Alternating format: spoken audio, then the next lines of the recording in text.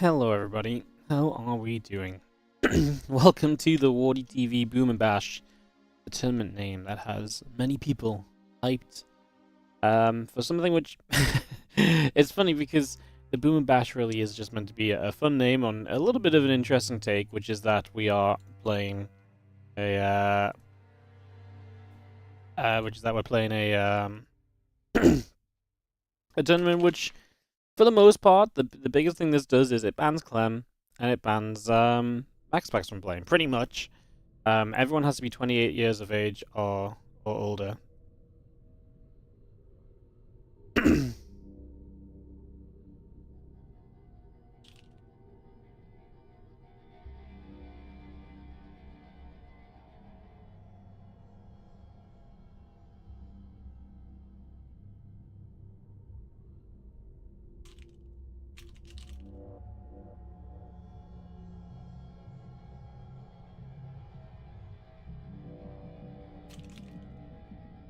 um, so yes, this tournament is for players 28 plus, which is the majority of players. It is the majority of players. It's just not the youngsters. So the tournament format was not necessarily meant to be kind of boomer based. We just thought it'd be a funny kind of title because we're literally banning the youngins. So yes, in the literal sense, it's not quite a boomer bash, but it is for the older players only. And yeah.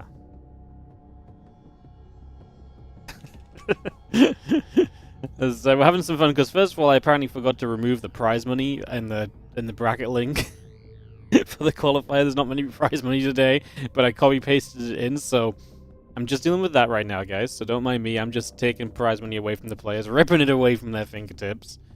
And then there's also a lot of fun going on in the chat channel that we're figuring out as we're going to go into Halston versus Ryong for the first matchup of this qualifier. So we're going to go best of threes here, guys. It's best of three all day. This shouldn't be a super long qualifier. There'll be a couple qualifying matches at the end, obviously, so we'll be doing that. And that is where we are going. That is what we are planning for. So, that is the day ahead of us. And yeah, this Boomer Bash actually kicks off on Sunday officially. We have another qualifier on Saturday. I was thinking about trying to get a group together for this tournament as well, where it's the participants are players who haven't played in recent times. I was kind of thinking about the possibility and if that'd be fun, but I don't know if I can get enough people who don't have official matches together. So yeah. You guys want Scarlet? Yeah, I mean, Scarlet didn't check into the qualifier, so you want to see Scarlet today, but I thought yeah, a group where only players who the only players that can partake are ones that do not have an official match recently would be kind of fun. So I might still try and put that together because I saw Colors and Scarlet signed up as a qualifier.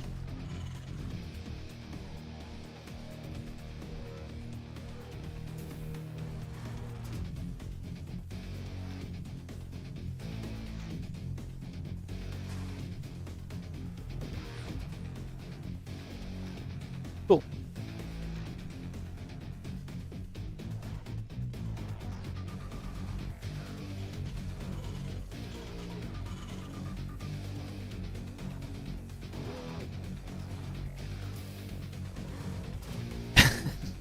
Yeah, apparently this this tournament's causing confusion across the board.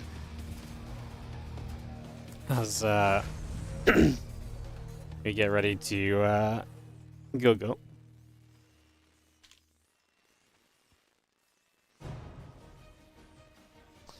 So sorry, give me a second, guys. There's some confusions. People who can play and stuff.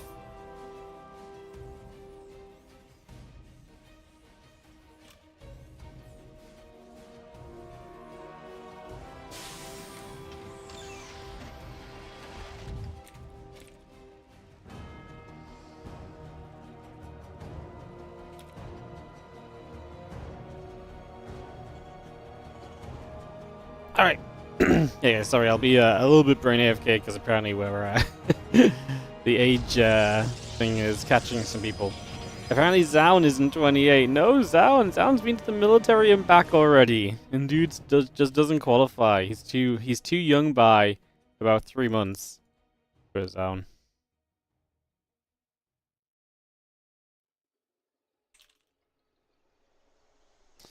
It was down. All right, well, that's the rules of the tournament, guys. It was this tournament ruling system was based from our sponsor, and I will take a moment to mention our sponsor, which is Crate Entertainment. You might have heard them sponsoring some Warditv events in the past. If you guys whack an exclamation mark Crate into the Twitch chat, you will get a little link to their page. They are a game developer. They've made great games such as Grim Dawn and Final Frontier, and then just love RTS. They want to try and keep supporting a little bit of RTS eSports, and hence they keep on sponsoring tournaments. The guy that I talked to said he's a little bit bored of seeing the same guys win, Max Pax and Clem everything, so he was like, what if we make an age limit tournament, or a tournament that's only allowed people who are 28 or over, let's say. And that was the age put in place. There was no in-depth kind of thinking to this. There was no like, who does 28 allow and who does 28 not allow? You know, there's no, there wasn't some in-depth like, yes, this is the perfect age to pick. It was just a number that was put out there that absolutely stuck. So, yes, it was. It was always going to be a little bit. It was always going to be a little bit just out there and kind of a random thing.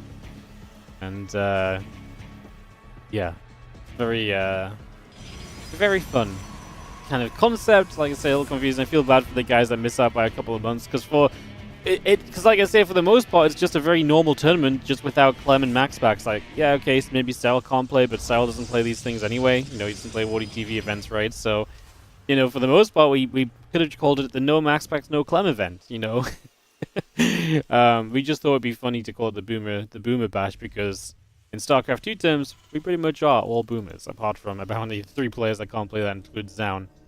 Who is Zaun caught in the crossfire of Max Pax and Clem being disallowed to play, basically. Amazing. A little bit of bio, gathering up.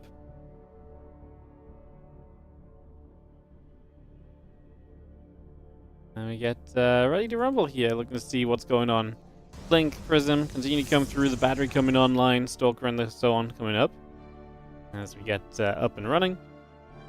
Obviously, there will be a bunch of invites for this tournament, guys. As usual, our qualifiers are a nice way for us to get a couple extra days out of the tournament, build it up, let some of the players know about it, give everyone a fair chance to participate.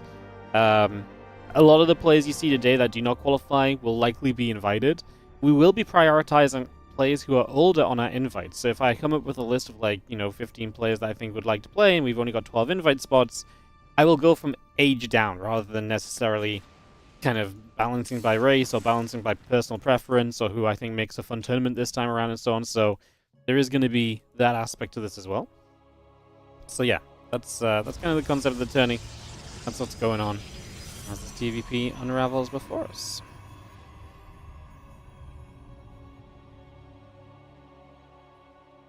Do you get a similar shout as a Wardy TC sponsor for the 31st? What's a TC sponsor? Confused. The answer is probably yes if the answer is probably yes if I and a Warditv sponsor on the 31st. What's on the 31st? I'm very confused. What's on the 31st now? TV makes sense though.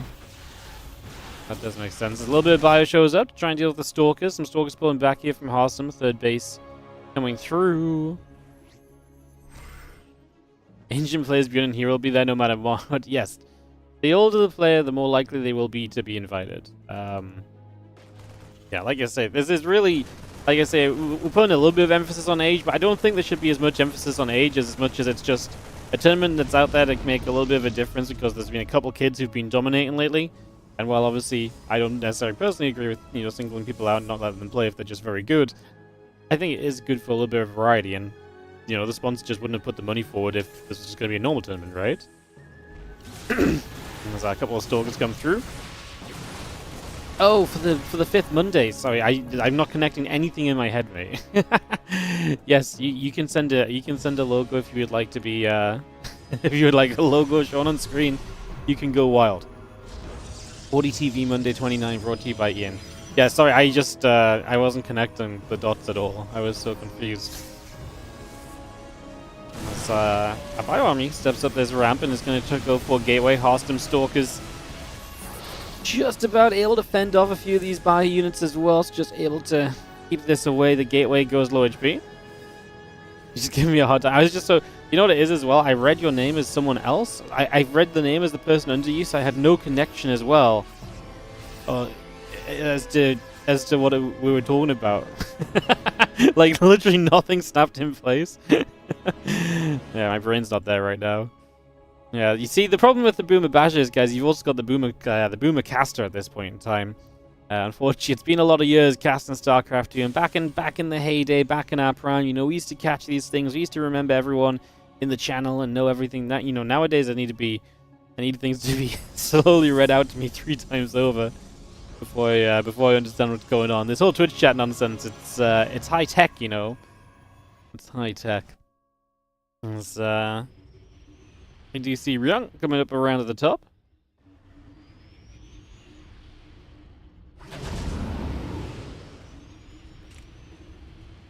Have you seen the medevacs loading up? Coming around. Have you seen a little bit of bio continue to move through the center? Wouldn't mind going to be there as well. We just see a little bit of Marauder moving about too.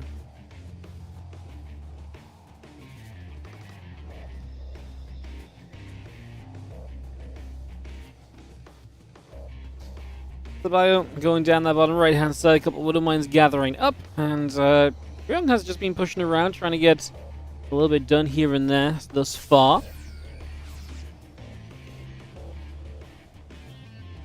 Sorry guys, try and deal with that little admin thing for a second. As well, I'm not a good day to be handicapped. I'm having struggles. There's stuff going wrong now. I can't get my account back onto NA. That's a classic as well.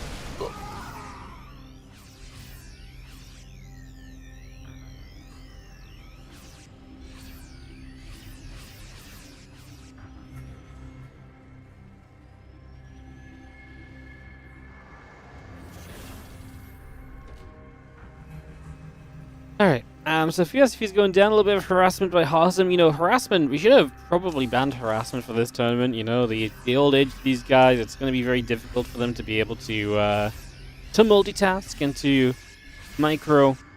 We should really have just made it so you only have to have your screen in one place at a time. You know, no multitasking allowed. You know, these guys really should be acting a little bit towards their age rather than being so quick and magical, you know? Unbelievable. A couple of SCVs going down, Zealots charging about, a couple of Ghosts going to be there. Chase some of the Zealots down. So Zealots taking some damage, a few shots going off, another 5 SCVs falling. As Ryung has been, yeah, taking some damage early, but still got good supply. Still sitting in, for the most part, in a pretty good place in the opening of this game. We actually can see the Stalkers here very nearly got a full medevac. Now the rest of these units that are going to be unloading are going to end up trapped, so they're going to get cleaned out. And that is going to be a nice shutdown there on the side of Harstum, so he's able to get a little bit of a grab. And Widow Mine here, going to get the Stalker. Should also ban Widow Mines. How much do we need to ban to make this game boomer friendly? Truly, let's say, you know, the Widow Mine. Maybe we should have had. You know what would have been a great idea? We should have had a mod that edits the way that the units interact to make it more more boomer friendly. Like Widow Mines have a massive alarm whenever they burrow. It just never stops.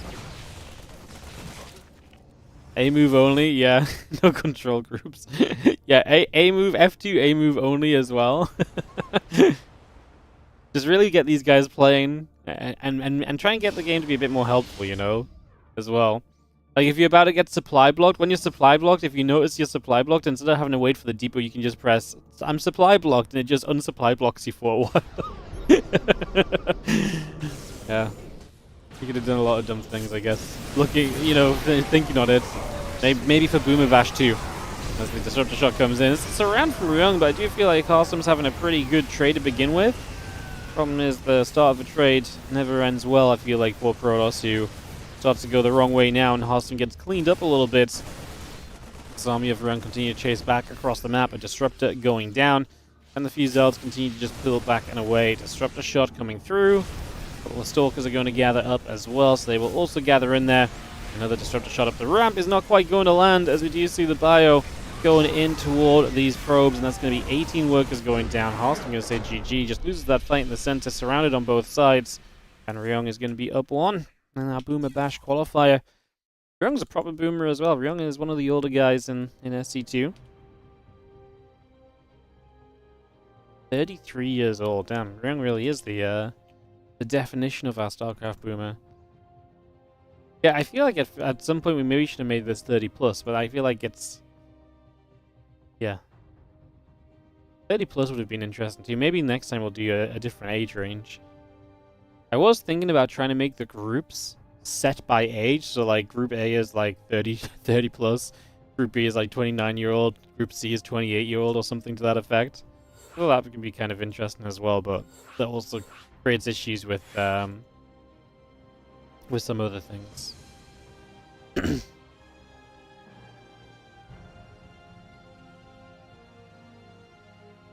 This is best of 3, guys. Sorry, I had best of 1 written down. It's been a little bit of a hectic start to the qualifier. Just a lot going on. People getting disqualified for signing up and being too young. How dare they? Can we have a below 23 tournament? Yeah, I mean, I'll try and organize the Zoomer. What goes with Zoomer? I don't know, something like that. The Zoomer Collective or something. I was trying to think of something else. Not much begins with Z. The Zoomer Zoo. Mad Alien, 60 months, 5 years. Thank you so much. Appreciate it. Thank you very much indeed. As we get into game number 2 of this best of 3 qualifying day here, so we're gonna have another qualifier on Saturday, and on Sunday we'll have Group A already. The Zoom is Zoom. Nice, yes. Creative work right there. The Zoomer Clash. That's better. The Zoomer Clash of Clans. brought to you by Raid Shadow Legends. to enter, you must successfully upload 1 TikTok. There's no actual qualifier. The qualification is just you can play if you can upload a TikTok in under like 1 minute, you know. Yeah. I'm trying to think what would have disqualified me from playing. I think that would do it. Gateway, Barracks, both coming up as we settle down here on Sandworm, one of our maps that's been brought into Warditv map pools for the next few weeks. Mixing it up a little bit away from all the, the current map pool, which I think a lot of people are not quite in love with the Neon Violet Square, King's Cove, and Abyssal Reef. So we've removed them. A lot of other tournaments have removed them. We picked up some maps from the TLMC20. Just some that I thought would actually get picked a fair bit. That were fairly standard for the most part. Like, I don't think these are necessary. I think these are very good maps. I think a lot of the TLMC20 maps were very good. I wouldn't necessarily have said these were my 3 favorites / my personal picks to be the best maps, but I thought they were the most likely maps to get picked a lot in a tournament if people had not played on them much. So they're definitely a little bit of a safe selection for me, I would say. Or safer selection. Persephone's a little bit more out there. That was my more out there map, I suppose. As our probe wanders over, Horst him down a game in this best of 3. Again, top 2 players will qualify.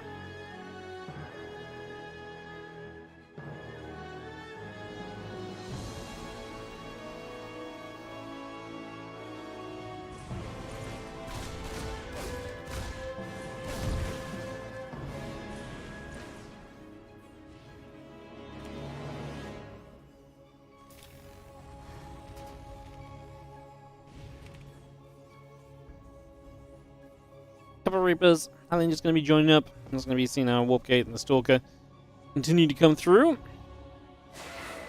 couple of these Adepts negotiating out, and we'll just get towards the center. So Hellion and a couple of Reapers stepping across Starport on the way up, and the command center building into the natural. Reapers and the Hellions continue to move out, and we will see Ryong able to apply some melee pressure with these. So going straight across to the other side of the map. Reaper Hellion force going straight over. And like I say, getting itself into play. See what we can do. Stalker and the Adepts at the front. Gonna start dealing some damage. Once you're gonna see one Reaper goes down pretty quickly. Nice grab from Harston. The quicker you start getting rid of these units, the better a time you're overall going to be having. So definitely a nice little grab there to get one nice and quickly. As you drop a pylon down over to the right, the Reapers and the Hellions continue to gather together. So I get that people who do the map pool don't keep 3 maps from the previous map pool. Well, that's what we used to do when we had more frequent map pool updates. The problem is the map pool updates so infrequently now that by the time it updates, it is kind of nice to get like a full set of fresh maps. I feel like maybe keeping like 2 of the better maps maybe when we've got 9 maps would be a nice little something. It's not a crazy amount. I mean, the problem is the map pool should just update more frequently at the end of the day. But yeah. There's a few Reapers and Hellions gather on the right side. The medevac goes boosting up top as well. The Zumazoo, the Zumazulu, or the Zumazeel. There's definitely some options. I'll pitch it to the sponsors. As Reaper Hellion steps up, Stalker and the Adept going to be there to turn the Hellion away. There's going to be a medevac up top, continuing to pound around. Yet to strike. And so we're not going to pull the trigger on that one just yet.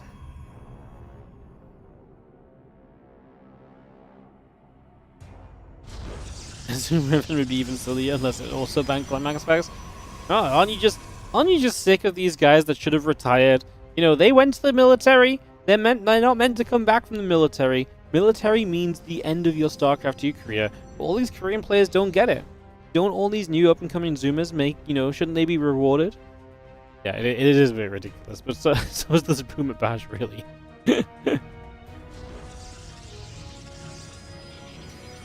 Like I say, our sponsor came in and, like I said, the sponsor didn't come up with the name. This was actually the name was actually Harston's idea.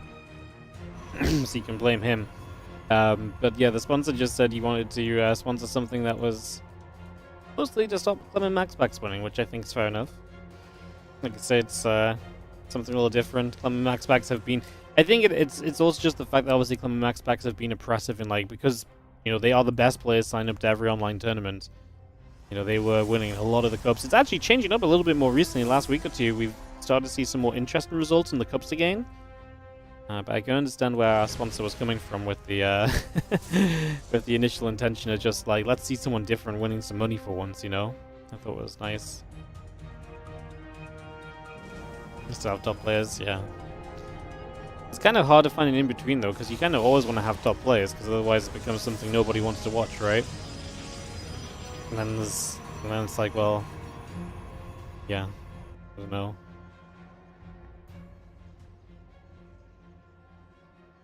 You thought maybe you could sign up? Yeah, you can sign up. I mean, anyone can sign up if you match the age. I appreciate that you probably feel like you're going to get blasted in the first round, but if you want to try, you never know. These pro players, they're pros, but they're getting older. What if Hero woke up this morning and that's it, his hands don't work anymore? He just can't play StarCraft and he doesn't realize it yet. Could have been your big moment.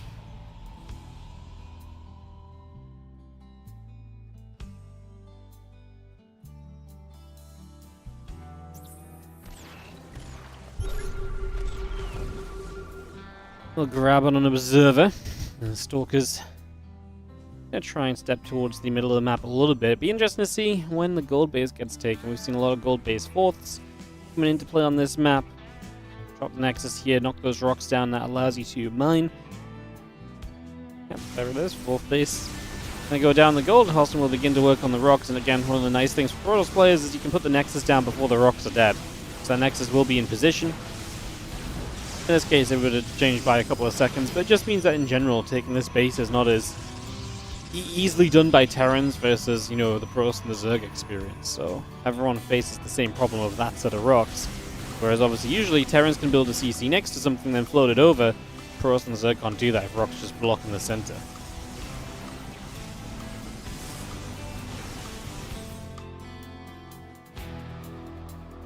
Opening up the right-hand side, pushing on through.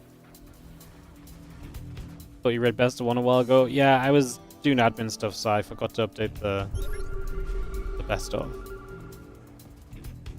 So it's at Best of One on screen for a little bit. Never trust what's on screen, guys. what you should actually do is question everything that's on the screen, and then when I passive-aggressively respond that you can't read, remind me that oftentimes what's on the screen is incorrect because of my own mistake. And then I'll be like, and then just grumble. You know? It was best of one, but Hearthstone changed the rules. That's Hearthstone. He has so much power, you know? He holds so much power. As the Zealot gets blasted. Big drive coming up. +1 armor. Dark Shrine coming in. Fake Immortal taking some shots as well. Nothing too crazy there.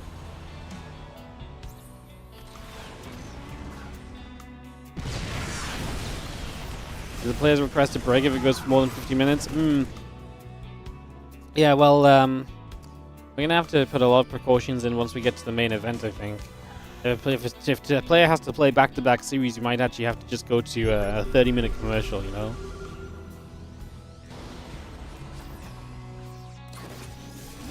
Can you pick up hallucinated mortals? No, you can't put hallucinations in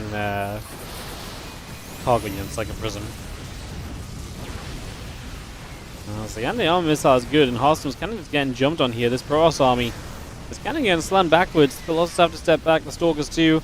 Our gold base here is going to be under fire as the battery falls. The Nexus will continue to take hits. On the left-hand side, a few Zealots begin to break into the mineral lines, so a few SCVs will begin to go down. And that's a nice counterattack from Hearthstone, but he loses his gold. So the fourth base dropping. It's a disruptor shot off, but there was not really a follow-up, so it hurts a few units, it drains some medevac energy, but that will be about all we achieve for now as we come back around to the bottom side.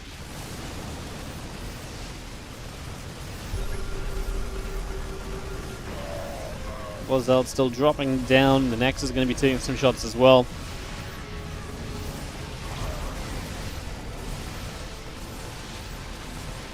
If you lose this base, this is really rough for you as Hearthstone. He's going to have to step forward, surely, but then stepping forward into tanks in the bio is much more easily said than done, especially when you're trying to win the game, and it just doesn't feel great. I mean, the base goes down. We do kind of clean up a lot of units as we go as Hearthstone. As a base here replaced, and this base bottom right is up, but obviously it feels very scary to send probes to mine from that in the near future, so can't imagine we'll see too much coming of that at any point soon. As the bio heads to the bottom right corner, I'm just going to whack away, pick off this Nexus, and take that down. Nexus will fall. Again, a couple of Colossus coming back through, +2 attack. Disruptor coming about as well. And a couple ghosts in, the 2-2 upgrades and the ship weapons, all of that coming online. And a few probes just going to transfer between the natural and the third base for the next few moments.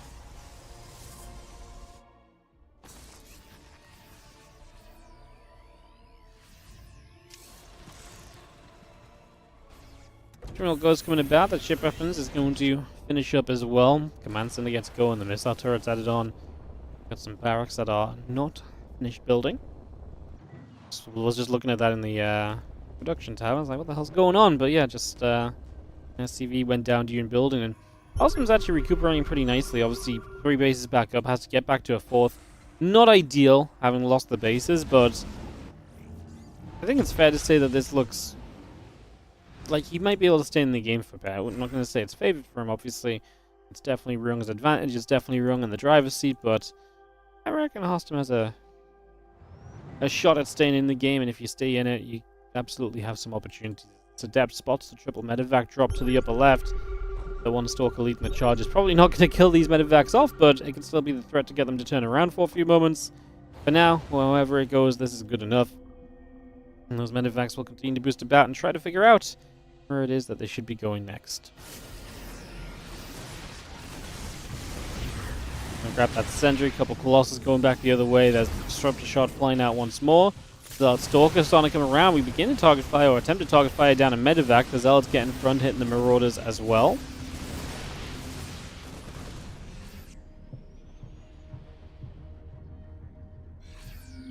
Healing out down to the bottom side, and again the +3 attack upgrade comes through. Marine Marauder all producing on out.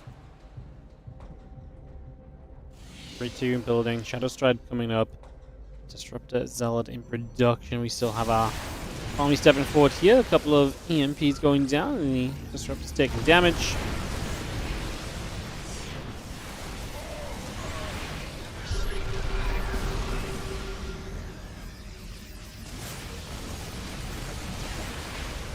just again gets there and starts to pick away at this base. Harstem under attack from two sides because there's also the attack on the left, which he has not really anything in position to deal with. So he's starting to do well on the right side, mostly because this army is not being treated properly, although it's a very long moment to stim. The Zealots actually did pretty well. We got rid of a lot of the initial Marauders. Any better of an army split, and this might have actually been okay for Harstem, who absolutely, again, wins on the right side, but losing the left and losing your base again is just so brutal. Losing your fourth is very, very rough and puts you into a very difficult position, so... yeah, GG says Harstem, as he's just bleeding out of this one, and Ryong will move on through one of the true boomer matchups in the round of 8, Hero versus Ryong, going to be coming up. So that's going to be Ryong getting straight through. Ryong looking good today. I feel like Ryong had been a little bit here, there, and everywhere lately, but it's a good step. You guys want to watch Hero Ryong, or do you guys want to watch Solo versus Showtime? I kind of want to watch Solo versus Showtime. I don't know about you guys. I think Solo Showtime would be very good. We're going to cast Solo Showtime, just to let you guys know. I'm doing it. We'll get to see a Zerg. Harstem always has his year. Well, that's the problem. Harstem, it's always the year of Harstem, but the problem is it's the Boomer Bash, and, you know,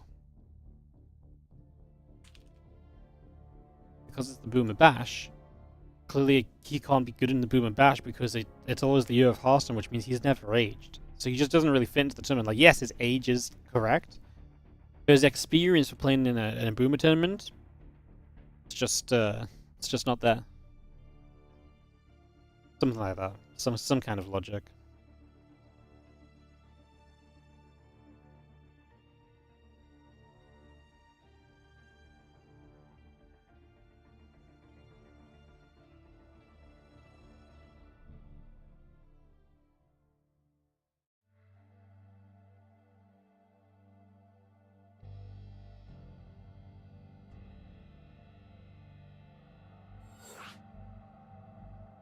Alright, hosting and loading into Showtime Solo. Seems like a fun little matchup to me. Gonna get this one ready to rumble. And kick this off. Like I say, not gonna be a long stream today, guys. We're gonna do this and then a couple qualifying matchups. This is gonna be where we are at, so that's what's going on. What's happening. Do do do do do do do do do do.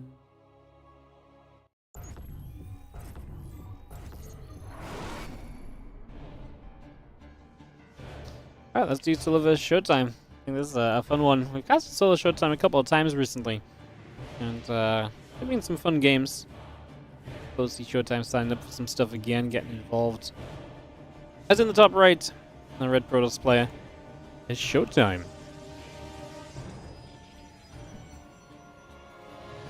And one of our Zergs here in the bottom left. And in the blue, we have Solar.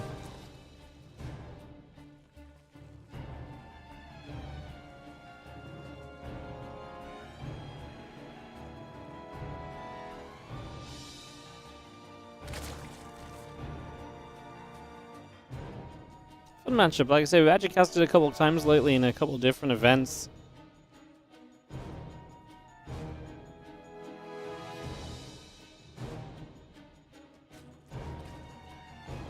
Let's see our hatch gas coming through. The drone is coming up, so we get that all underway here to begin with.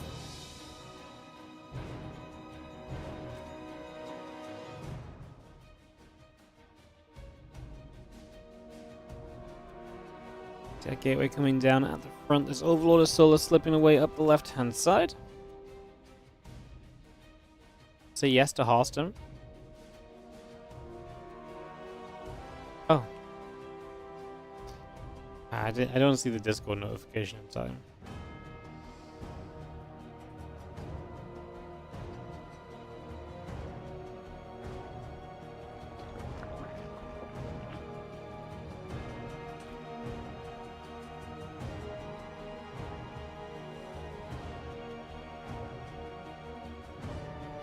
Solar's currently going through his redemption arc. What's he redeeming? The fact that he didn't win a weekly cup in a few weeks, or a few months. I think Solar's on a very good string of results recently, but I don't know if he has to redeem himself for anything. Oh, is he the Zerg villain? He's like actually proving to people Zerg still exist, and all the other Zergs are really upset at him. So he just has to justify his decision to do this. Is Reno all in on League of Legends? I imagine Reno's going to play League of Legends until there's some official Starcraft 2 bigger tournament announcement.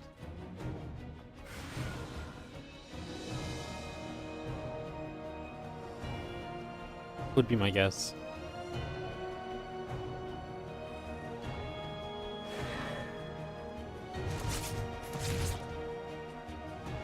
Feelings just gonna go and move about, chase the Adept down for a little bit. Link Speed coming through, Overlord and the Queen coming up as well. Get that underway.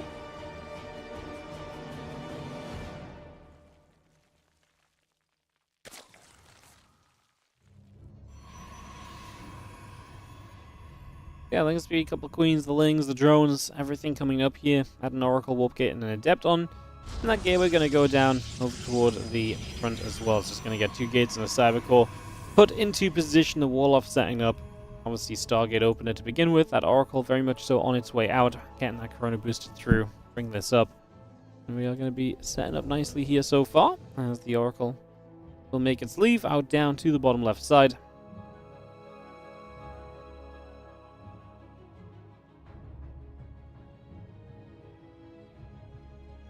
Zerglings will head up around to the upper side as the Nexus is going to be starting. The Ling's going to split apart. A couple of drones going down. The Oracle gets in for 3 workers initially. Good start. As the Lings will now wrap around, and this Nexus will get cancelled. So Nexus falling. The pylon will be soon to follow. We do see the Oracle flying out overhead again. A couple of Zerglings already getting zapped. A couple of Adepts that come through as well. Chase those other Zerglings away for the moment.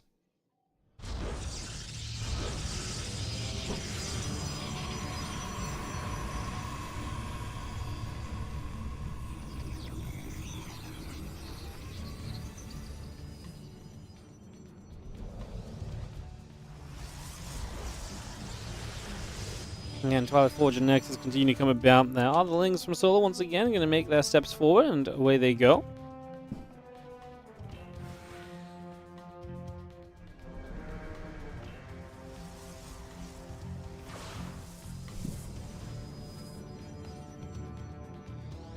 Oracle's still gathering overhead. Just going to see the few Adepts still shading about. The Queen's going to go back onto the Adepts there as well. So Adepts taking some more damage. The Oracle's heading toward the main base.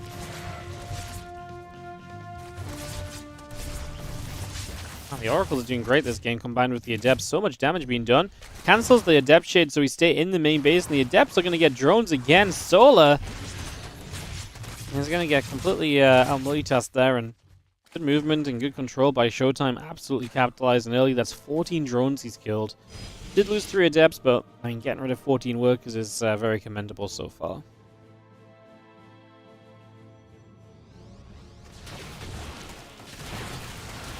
Lings run across. Adepts and Stalkers will just be there. Turn the Lings the other direction against. Just push those straight back out. And away they go. We got the Oracles going to go through for a couple of Creep Jammers.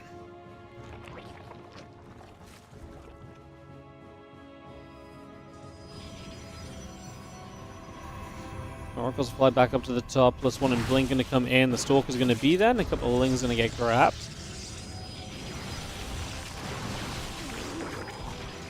Overseer cancels, Overlord goes down, still got the +1 and the Blink coming through, Cannon in the battery coming online as well, add a Hybrid Den into place in the back of this natural, and that Overlord is going to pop up and just go on a bit of a journey forward itself, as the Oracles of Showtime pull back, and once again still pretty high in shields, obviously regen there, just looking to see if they can cause trouble, masses of energy for them as well, so a lot of opportunity awaits them as we continue through.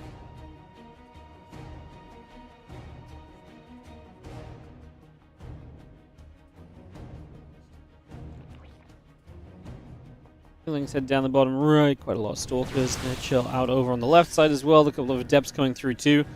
And we do have our army poising to figure out what we would like to do.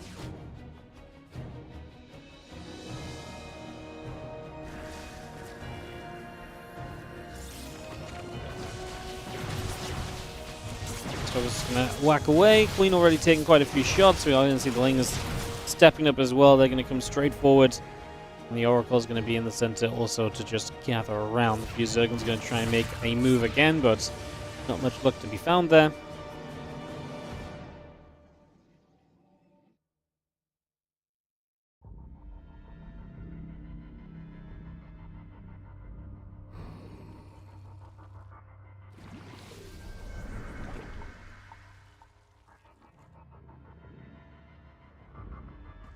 And we got the Oracle's actually just full energy. Can't even, well, one of them is full energy. Maybe more stasis wards would be nice. Obviously, Solar's starting to get aggressive onto the map. Link Hydra in production, but he's getting drones and he's getting infestation pits. It looks as though he is committing to a into the future.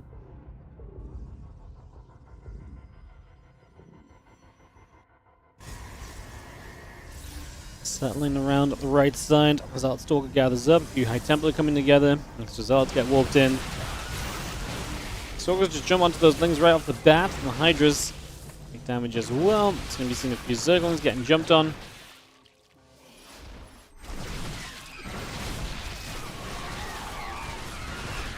Also, you have Storms available, which means that this army of Solar is going to get messed up a little bit. Wow. This was kind of a disaster game for Solar. The harassment from Showtime early was very good. Everything following up from there was very good as well. GG's, and that is going to be a game 1 victory here for Showtime. So Showtime opens up strong in the series. Second game coming up in a moment. I guess now I have to talk to Hostum as well. Ugh, all good things come to an end, huh? Hello. Hello, can you hear me? Hello, I can hear you. Can you hear me? Yeah, I can hear you, yeah. Oh, perfect. That's what I like to hear. How are you doing, Wardy? You gonna join the game? Oh, sorry, yeah. Missed it. I didn't see that. I restart. I was full screen on your thing. You're full screen on my thing. Yeah, that's it. On your text. I tried to invite you, but you're not accepting invites from people that aren't my friends. But I see you on my friends list. You know why that is? Yo, I see you on my friend list though. So what? No, I don't have you on my friend list anymore. It's been bugged out. Oh, we need to delete each other, and then the day after we delete each other. Yeah. Yeah. Classic. It is a classic. Yeah, I can't get like the moment I turn off my what you call it, friend messages and stuff like that. They keep inviting me into the Nazi clan. Yeah. Okay, I see. So they enjoy that, do they? I decided against it because I feel like one day I'm accidentally gonna click on accept, you know, while my mouse is hovering there, because they do it so often. At some point, you know, they probably done it over like 200 times. So at some point I'm gonna accidentally get in there. They're gonna screenshot and they're gonna send it like to my sponsors, and then my life is over. It's like, remove this guy's YouTube channel. He's a Nazi. I'm like, oh no. Yeah. They got me. Yeah. I got you. Not today. Not today. No, not today. Not today. Safety. They always get me on the Tuesday usually. Yeah, Tuesday. Not this Tuesday. Because on Monday I turn it off for like the cups, and then on Tuesday in the morning. I see. I fairly often go online in the morning to like do a replay or something, and then they're there waiting. That's really dumb of them to do it before you go live. No? Yeah, but they don't care about that. Oh, they just want the screenshot? I don't know what they want. Maybe they just want like more clan members. Yeah. Can be used as propaganda. Yeah, like we have a Grandmaster player in. The weirdest thing is that you can't block these people based on their invite, you know? And even if you block them, I think they can still invite you into clans. They can invite you if they're blocked. I had this like 2 weeks ago. Crazy. It really is something. It really is. Okay, let's see what Showtime does. You kind of believed so last game, though. Yeah. Yeah, a little bit. But I also was not a huge fan. I'm not a huge fan of the pure Ling Hydra attacks. Like, not if they hit this late. I think you always need like some, you know, something else, some oomph. Like some Banelings, or like even if it's like a non-range lurker. I think against high stalker count is not bad. Something to spice it up a little bit. Exactly. Zola's had a lot of his success off of kind of the 60 to 65 drone aggression, but then this is kind of weird now because he droned further and then threw an infestation pit down, but then also still tried to attack. Just went wrong. Yeah. Yeah, Solar has literally just been all-inning every single game, from what I was seeing. Like, he just... Yep. Ravagerling Roach, like Queen Walks, Hydraling Bane, Hydraling. That's about it. And then whenever things go horribly wrong, then he goes into Lurker and then loses the macro game. So every game that goes to a macro game, he loses automatically, which kind of strengthens his beliefs, you know? Yeah. It's like a vicious circle of no macro that he's finding himself in. Because every macro game he starts, he's down like freaking 30 workers or something, like down a base in a PvZ. The other guy already has like +2 air, and he's still thinking whether he can afford the hive. Like, these are not fair games, Wardy. And then cherry pickers on Reddit use these statistics to pretend that ZVP is favored for pro. It's ridiculous. The cherry picking. We should take that cherries away. I can see them pick cherries then. Yeah, good luck on that, losers. Yeah. Cool. Okay. Spore. Oracle. I mean, this is nothing crazy. You know, I watched the Serral versus MaxPax game. Mm-hmm. Did you hear about it? No, I haven't watched any of it. Okay. Game 1, Serral versus MaxPax. MaxPax plays the 2 gas expand before Nexus. Okay. And then gets a 2-minute Stargate, so like a 14-second faster Oracle, and then kills like 9 workers and 2 queens. Oh. I think the build genuinely sucks. But he did do something different that was cool. He went single Adept into 3rd base, and then because of that, had a pretty fast Twilight Council as well. And I did really like that part. Everything else about it, I think, was just bad, but that portion was cool. And I'm surprised to see no one copy that quite yet. Because I think it has some potential. Just one Adept and fast Twilight. 1 Adept, 3rd Nexus at like 3 minutes. Mm-hmm. Oracle, Oracle, Oracle, Twilight. So you have like... Because you're skipping all Adept, you have a lot of gas left over. So you can actually get a relatively quick Twilight. Like the Twilight goes down pre-4 minutes while you're getting triple Oracle. So you can do like a 6-minute, like 6:05 blink timing push with a very high Stalker count, which is kind of cool. Like, you don't have +1 with it, but who cares? Is that the game he won? Yeah, it was the one game he won. But mostly off the early damage. A combination of the two. The early, yeah, but mainly the early damage. There's some early damage as well. 9 drones is what Showtime finds already, and Solo already taking a little bit of a beating here. And Showtime just get his own +1 and blink on the way. And well, yeah, just very similar to the last game. Showtime had a lot of work kills last game. He had 14 last game, so it's a little bit better this time for Solo, but still a lot lost. Yeah, it saddens me that if someone opens up with triple Spore 6 Queen, that they can still take 10 drone losses. Like, I think theoretically this shouldn't be possible, but theory doesn't always, you know, entirely work out. This is also only with 2 oracles, right? Or was it 3? 2. Yeah. So we're actually in the exact same situation as last game, where it feels to me that unless Solar manages to stop all scouting over the next minute and a half, there should be legitimately 0 way for Showtime to lose this. Yeah, I mean, he's going to have a great setup. He gets to go to Storm very comfortably. This is very similar to just the last game. So he's going to build a crap ton of Ling Hydra of 60 workers, and Showtime is going to be on his way towards things that can obviously deal with that. So as long as he gets up to those things and off the lead he has, it should be very manageable. The charge starts for him as well.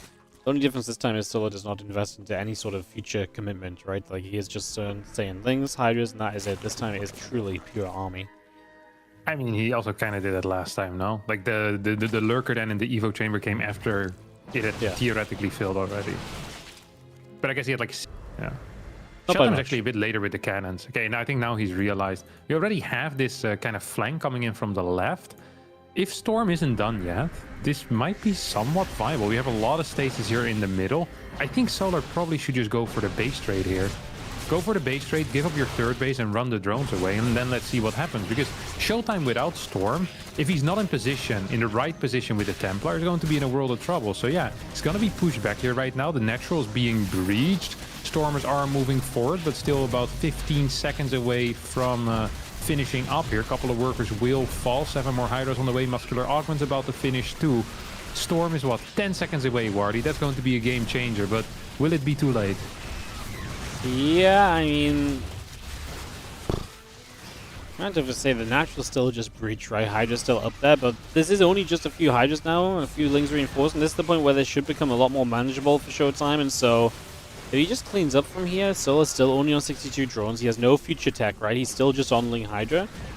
I don't know if he's done enough to necessarily kind of screw Showtime out of being able to play a longer game. Just Showtime needs a bit of time to recuperate army. We'll see if he gets it. Losing those gateways on the natural is really big. He's flowing 1700 minerals right now. I don't actually think he can survive because of that. He's just being outproduced by the 3-hatch Solar. GG gets called. As, if at any point Showtime manages to hang on, it's actually just game over, right? Yeah. But he doesn't manage to hang on, and then it's game over the other way. Because if you die, you're dead, Wardy. That's the way it works. Yeah, I think he, like you said, just the production. I kind of thought he was going to get it. I didn't notice how much money he was banking up because it felt as though like he should just be able to get enough and just handle this.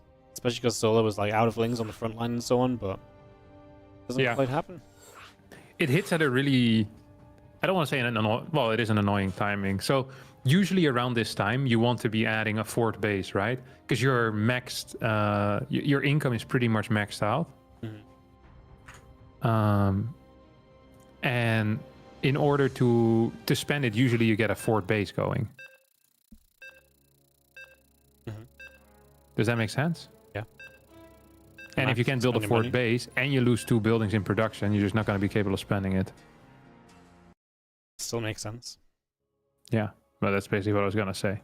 Oh. Always full of wisdom. Yeah.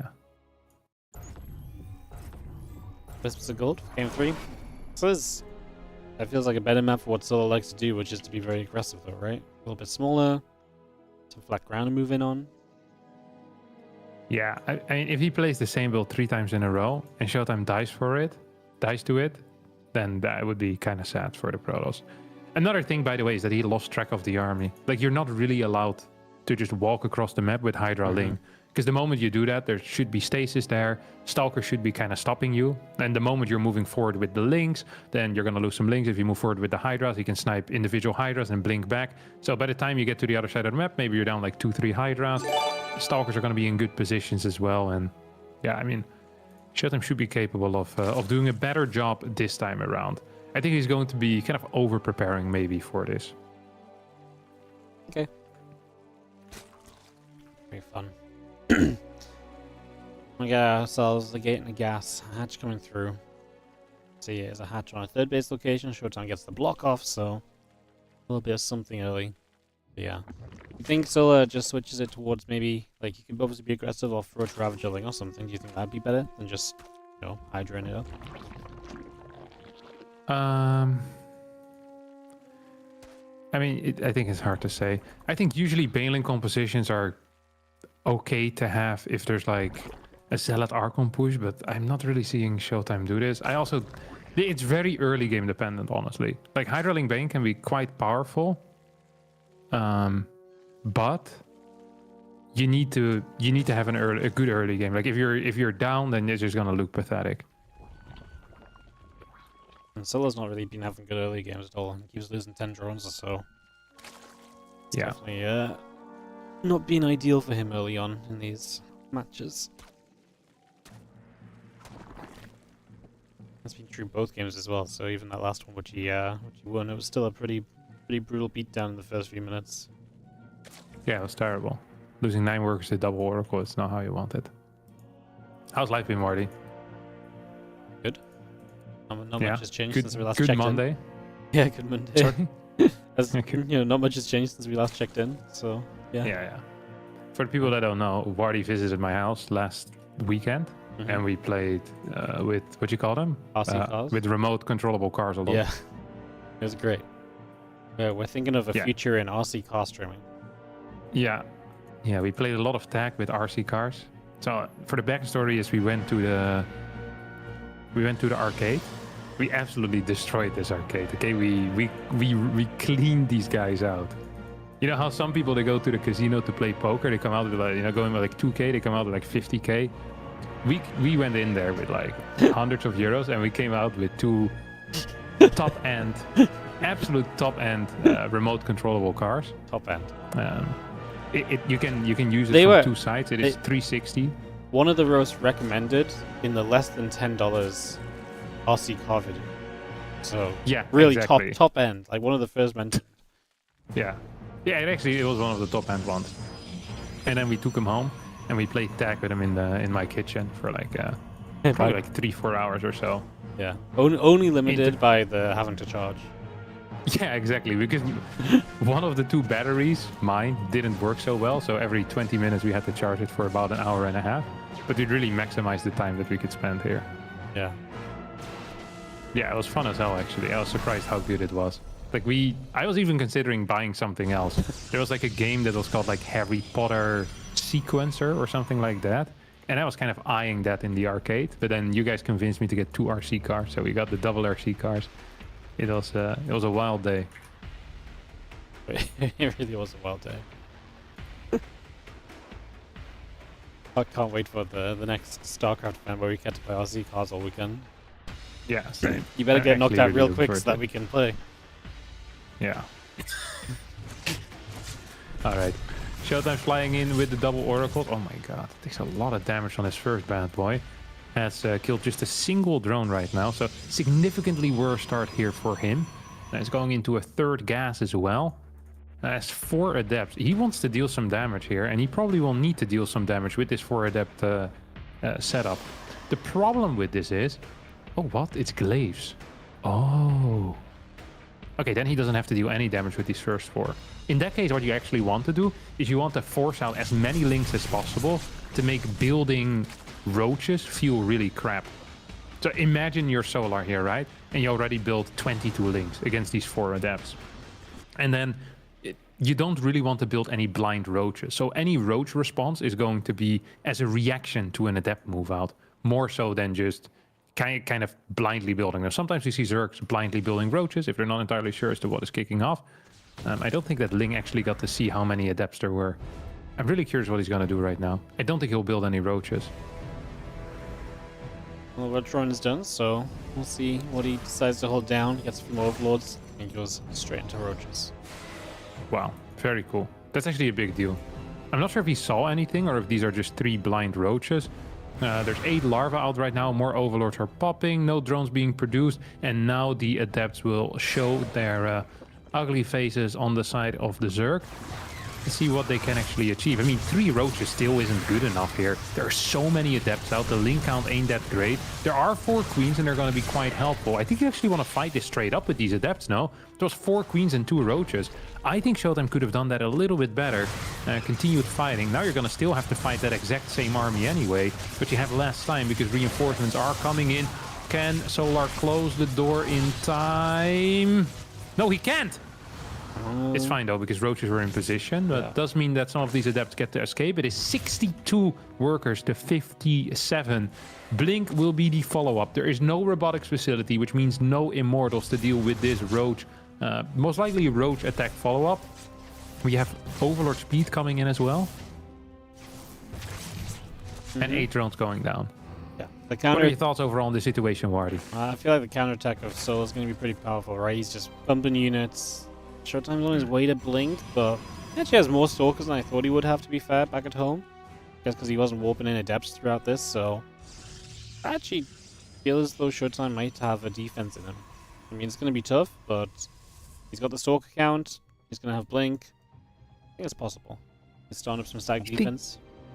Yeah, I think he's going a bit too hard though on everything, you know? It's like the 6 gases, the 2 more gates, the robo. Ideally, we just be pumping at this point and not build anything that doesn't help us in the next 30, 40 seconds. We want units, we want batteries, we want cannons.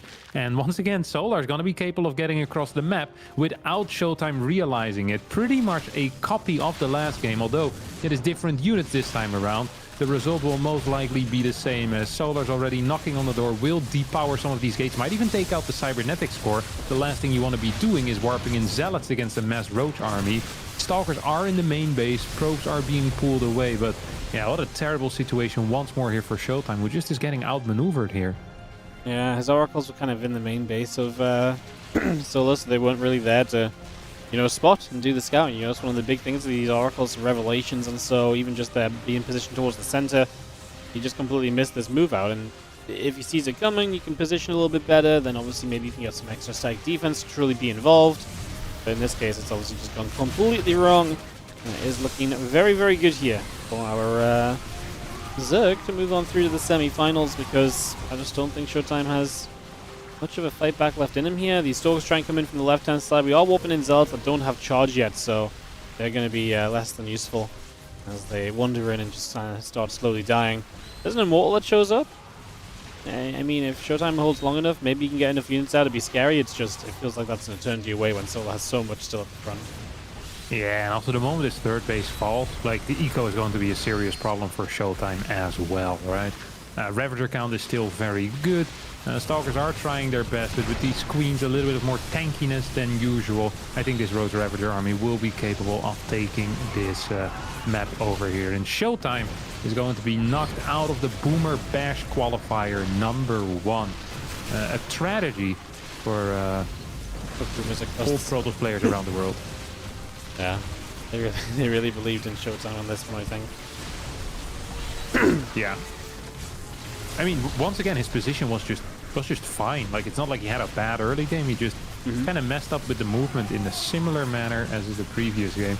And this is one of the things that Solar does so well, right? He just has a lot of different build orders and a lot of different like little tricks that he can implement as well. Sometimes you see him go for the link drop as well, just to kind of, you know, trick you into moving there. And then the moment you realize, oh, wait a second, why is there a link drop? Boom, the Ravager Road shows up on the doorstep and you're dead. So yeah, lots of little tricks. And yeah, working out there. What's going to be our next match, Wardo? Solar versus Byun. Solar versus Byun. That is actually a banger. You know what that is? You know what the kids call that? A banger. A certified banger. Certified banger. We can upgrade it to a certified boomer banger. A certified boomer, it's a boomer banger. Sure. These guys are old as hell, aren't they? Solar and stuff. I can't believe I lost a freaking Ryung, though. He also absolutely ate me after having good early games. Did you watch the second game? It felt like I was in a good spot. I felt like you were fine, and then you just got completely destroyed by a push. Yeah. You know why? Because my robo wasn't building anything for like 2 minutes. I ignored that part for you, you know? Yeah. I was thinking of it's ways... always this type of stuff, though, you know? They never beat me in strategy, Wardy. Yeah. It's the same in PvP. You know, if you watch my PvP games, I don't get outmaneuvered in the brain, you know? I outmaneuver them in the brain, but then my arthritis in the fingers holds me back. Like, if I was born with healthier bones, I would be significantly better. So we need to play mental StarCraft. You know, these you have these tools now where you can Google stuff with just your brain. What is that called? Like Neuralink or something like that? Yeah. I don't know, but sure, we'll call it that. Give that to me. I'm gonna be the best, if not one of the best. If not one of the best. Incredible. Alright, so yeah, Solar vs Byun qualifying best of 3, and then it'll be Bunny versus Hero or Ryung. They are still playing. Yeah. Bunny versus Hero or Ryung. Yeah, there's no way that if Ryung beats Hero, then we know there's something wrong in this matchup. New maps, by the way, that you've introduced. Fire. Which one's your favorite? I think I like Killer's Mile the most, but I actually think they're all pretty good, otherwise I wouldn't have picked them. Yep, they're very good. Yeah. I think that... If you're gonna rotate more maps in and out, Wardy, are you gonna take these 3 out, or are you just gonna change the main map pool as well? I think that depends on what like, because I'll probably change these in about a month, but it kind of depends on where The we're at, feedback. if we have any info. Or and I'll probably take info from players as well. I like it. I think you should do as many new maps as possible. Yeah. But, like, I mean, think the other maps are still new maps, though. Yeah, but you should just before they become old is when you should kick them out. You know. Yeah. It's the same with football teams. Football teams that, at some point they're stuck with like 12 experienced players that are like 35, 36. And then they're like, well, they're still good right now, but in a year or two, you're going to get the big downfall. You have these large egos. You need to cut these guys up, spread them around, send them to play in one of the oil leagues, He's like, oh, out. Some young blood is what we need in the squad. Too often do these team managers, they don't dare to do it. And you need to be the proper team manager here, Wardy. You need to say, hey, these maps, they're not feeling old right now, but I'm going to preempt that by already getting it out of here. Yeah, but... I want newer maps. Young blood. then I'm going to make the new maps, old maps faster. when they finally And that's use them. fine. So then we have a high churn rate. High turnout. Yes. You should be there at the map's conception, Yeah. Like a pedo at the playground, Wardy. That is what your job should be. Just waiting for them to put them in your map I pool. don't think that should be my job at all. And I think that is your job.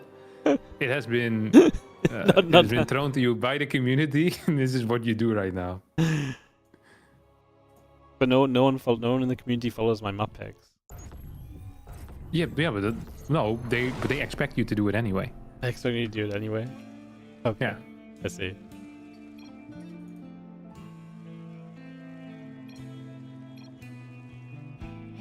Is this the last game of today for us, right? Tell him, no, it's a best of 3. I'm not as stupid as you. It would have been good, though. That would have been That would have been banter. funny. I don't disagree. That would have been good.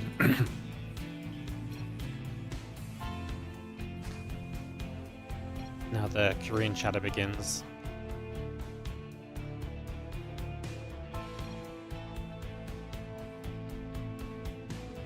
I don't know what this means. Thanks for listening. His pasta is getting cold. Pasta. Yeah, he actually is saying that. Beyond's like, I got you, bro. I'm gonna proxy the crap out of you for your pasta.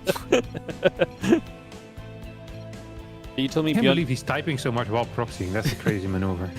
That's a classic Beyond move. It really is. Yeah, Byun is he's 3-rexing, but with 1 forward.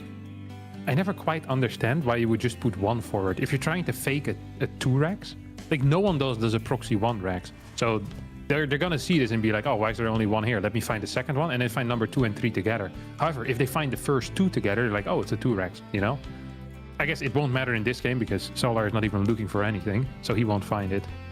Well, he's gonna find the Marine shooting at his Overlord. I don't even think this Overlord is in the right spot, by the way. I think it might die against the Marines. Thoughts? Where's its high ground? To the right? Yeah. That seems like a very far way away now. He's gonna go to the Christmas tree. What the hell? That's not a high ground. Beyond just ignores it. Yeah, Byun fell for it. He's like, oh, that tree looks very tall. Don't think I can look on top of that. The tree doesn't look tall at all. What the hell? I think it's even lower than the cliff almost. Holy Yeah, crap. I think it's And he implanted. can jump on top of that himself. Yeah, you're right. It's He could... it's a 3. I can't believe we're actually seeing a proxy Rex. This does not exist anymore. Yeah. It always exists in Byun's mind. Let's see. How many do we have? We have 6 links. We have a bunch of drones out here. How many is it? 14 drones, a bunch of links. We have 6 Marine shooting. Pulling drones has always been a bad call against 3 Rexes. You actually don't want to do that. Let's see if with the new drone AI it's going to be a little bit better. GG gets called. It is not. Byun takes game number 1. And Solar soon will be capable of eating his cold pasta. Yeah. Dude, it's an epic game already, let me It's not tell going to you. get that cold after that. Yeah. Other semi-final, by the way, will be Hero versus Bunny. Hero versus Bunny. Ryung took a map of Hero, though. I think Ryung's powered up by the concept of the tournament. Wait, Ryung took a map of Hero? Yeah. It's kind of busted. Ryung is not bad though. No, like, well, you know what, Ryung? I don't think he's bad, but I do feel like he's been less good lately. I feel like everyone's stepping up the last week or two. I feel like everyone's playing better. I don't know. If you start without me, I'll actually end you. No, just join the lobby. Yeah, okay, I can't. I don't have any friends that are. No one sent the lobby link out. I have to go through Byun right now. Ah, oh well, happens. Hey, Wardy, what do you eat with your pasta usually? What's your favorite type of pasta? My favorite type of pasta? Yeah. I don't know if I really have a favorite. I just like most pasta, actually. Really? You just like the concept of it? Yeah, like saucy pasta. Yeah, I'm more of like a tomato-y pasta. Yeah, I guess. yeah. I'm a tomato guy, so I'm not huge on the cream stuff. Yeah, I'm the same. Like I'm more of a tomato-y guy, but like I couldn't tell you what my favorite one is. Like if it's just good, it's good, you know. Yeah. I feel that. I feel it in a big way. Although I don't like anything where people put sun-dried tomatoes in. I think it almost always sucks. The problem with the sun-dried tomato is that it's such a powerful taste, and it's not a taste I actually enjoy. So it can completely ruin it, you know? I find this wild because everything I put sun-dried tomatoes in, I feel like tastes good. But like, I feel like they just like make it a bit more tomato-y, you know? No, it's such a strong. I don't like it. It doesn't make it more. It just makes it more nasty. Like it's too strong, you know? Too strong. Yeah, too much flavor all at once in the thing. Maybe it depends how you use them.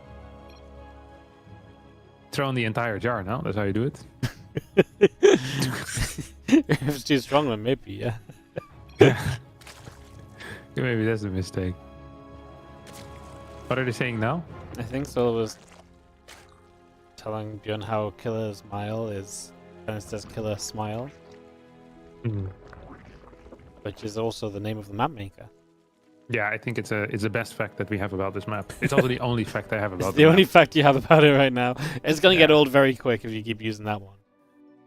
I'm gonna keep using it until people get tired of it. Killer Smile. Fun fact. Another fun fact about this map is that he drew circles on every single.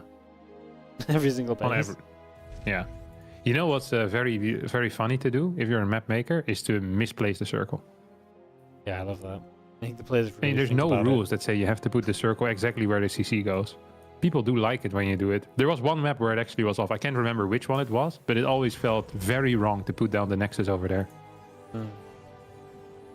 200 IQ. Truly.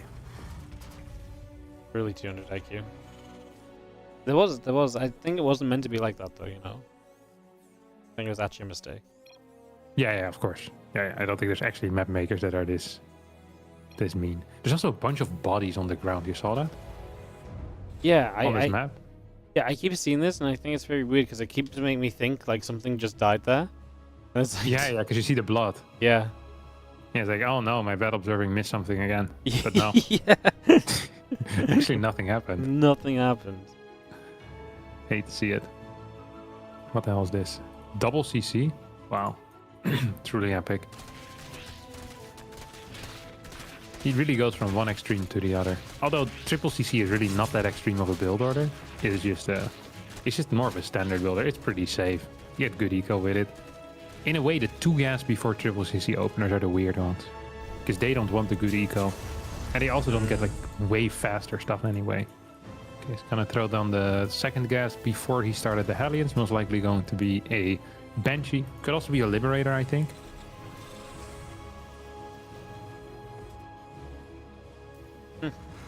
Could be anything right now.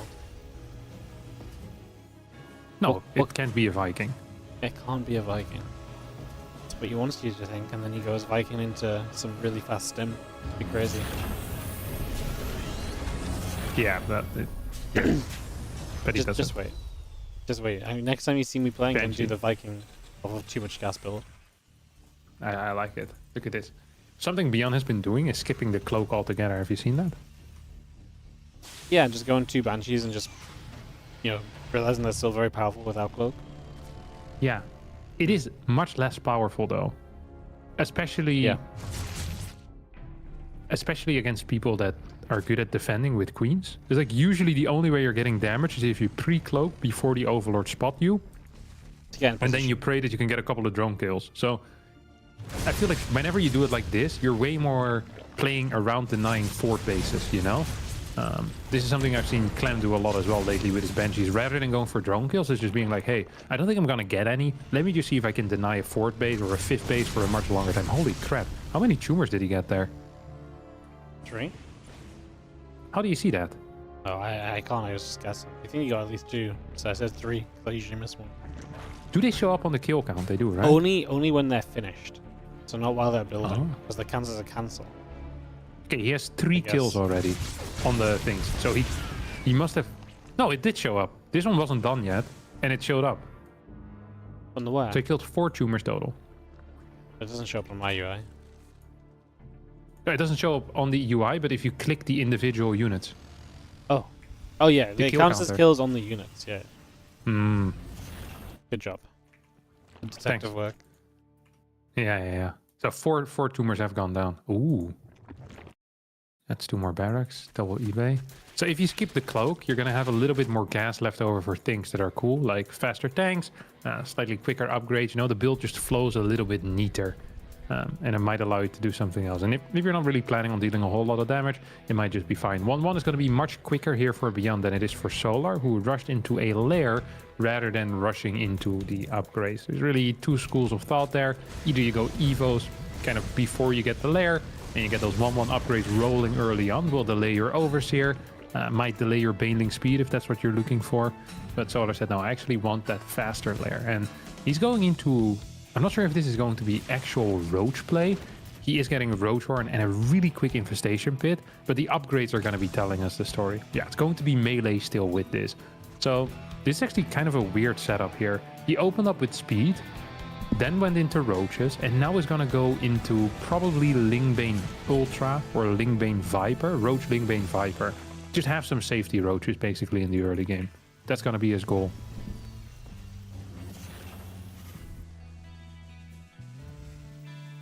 That's how we played against Clem the other day as well. A few roaches into melee, get the Bane nest up later.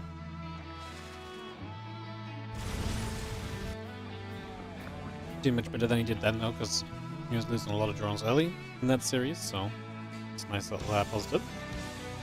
This is how Dark played for a long time, but Dark would always do it off of gasless. Because if you want to open up with safety Roaches anyway, it feels like it makes a lot of sense economically to just not get the early link speed. So you delay link speed until you start your hive or something like that. And then any early game push will be held by a Roach Ravager anyway. The only thing that you're losing with that is the possibility to ling run by early on. And Solar has that ability right now, but he's not really using it. And on top of that, of course, defending with gasless is also a bit harder, because Hellions can come into nasty locations, and that sucks. Yeah, this is going to be quite a powerful push out, by the way. It's what, 2 tanks, 1-1. Combat shield will finish as well. It hits at 730. Has a crap ton of Marines too. Holy crap. There's like 30 Marines over here. This actually hits like a truck, Wardy. Yeah, it's a lot of units. It's very powerful. Upgrades being done helps a lot. No Bane speed kind of sucks, but like you say, you've got the Roaches. So do you believe in the Roach Ravager's ability to help defend this? I feel like Roach Ravager is not really what I want here. I think Roach Ravager is not that bad. I think usually Zergs like it because it makes it hard to die if you're opening Roach. He's probably going to want to wait for Baneling speed though before trying to engage into this. He has a Viper on the way already, 8 minutes into the game. Also tried for a Ling run by. He's going to go in once more, just as Byun is stimming away. So that is a very neat move here out of Solar. We'll need to run out once more. Not sure if he's going to be in time. Nope. Lings will die on the other side of the map, or at least majority of them will. I think Byun's push though, he probably needs to give up this position right now. He sticks around for Vipers to finish. He's just in so much trouble. I mean, you're just giving your Berserk kind of a free cleanup at that point, so I don't think he should be sticking around. I also think Solar right now is just, he's saying like, hey, I don't really care about this fort base because I have an alternative, but if I kill like 12, 15 workers over on your third, you're actually going to be in some serious trouble. And he's still semi-defending this base as well with the Roach Ravager, so it's not like it's going to be a free pickup. This is actually really awkward right now for Byun. There's a lot of Banelings running into the third base. There's only a couple of Marines, no tanks at home. So this is really tough to deal with. 20, 30 workers might end up falling here. I'm not even sure if that 4TC is going to finish up. And Solar can now just give up this base. He's dealt enough damage. It's going to be 4 base against effectively 2 base mining here.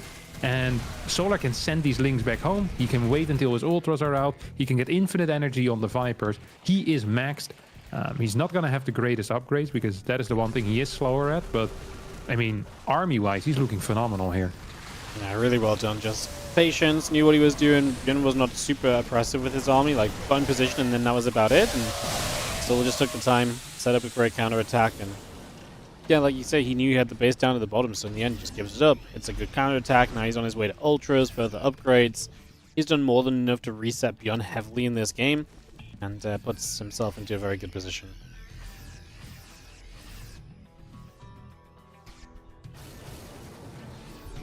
Byun's gonna try and settle in the center with some tanks. I mean, Solar's gonna come through, has the Vipers, remember, so can Blinding Cloud and knock a bunch of those tanks down. A little bit awkward because a lot of Marines on the other bridge to where the Banes are, but at the end of the day, there's just so much here from Solar. He's gonna come smashing through, and an extra Blinding Cloud just to help this keep on going. Roach Ravager will play cleanup on the Marines, and that's gonna be pretty much that. GG gets gold.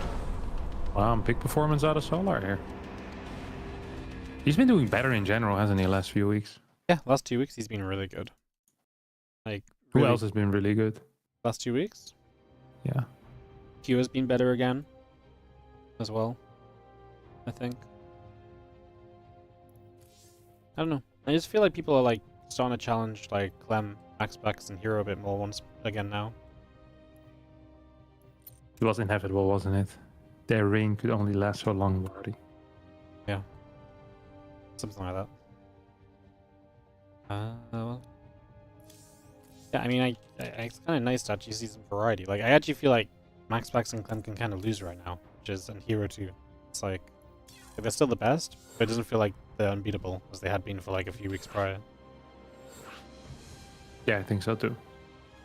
I wish there was like a Zerg that would actively play these online cups. That would be like one of the top Zergs, you know? Yeah, just for some race variety. Hmm. I feel like we're like, even if there's just 1 or 2 more players, just to like, you know, to trade it out with Clem, Max Bax, Hero a little bit. Like, it's already been nice that Hero has stepped up a little bit because he's doing better against Clem and Max Bax. Yeah, it used to be Max Bax and Clem, then Hero stepped up. Now we might see Solar. We need Shin to come back and turn into off-season Shin again. Yeah, you think he's lost his power? Well, he was really good 4 months ago, and now he's not as good. So yeah, I guess I think he has lost his power. Interesting.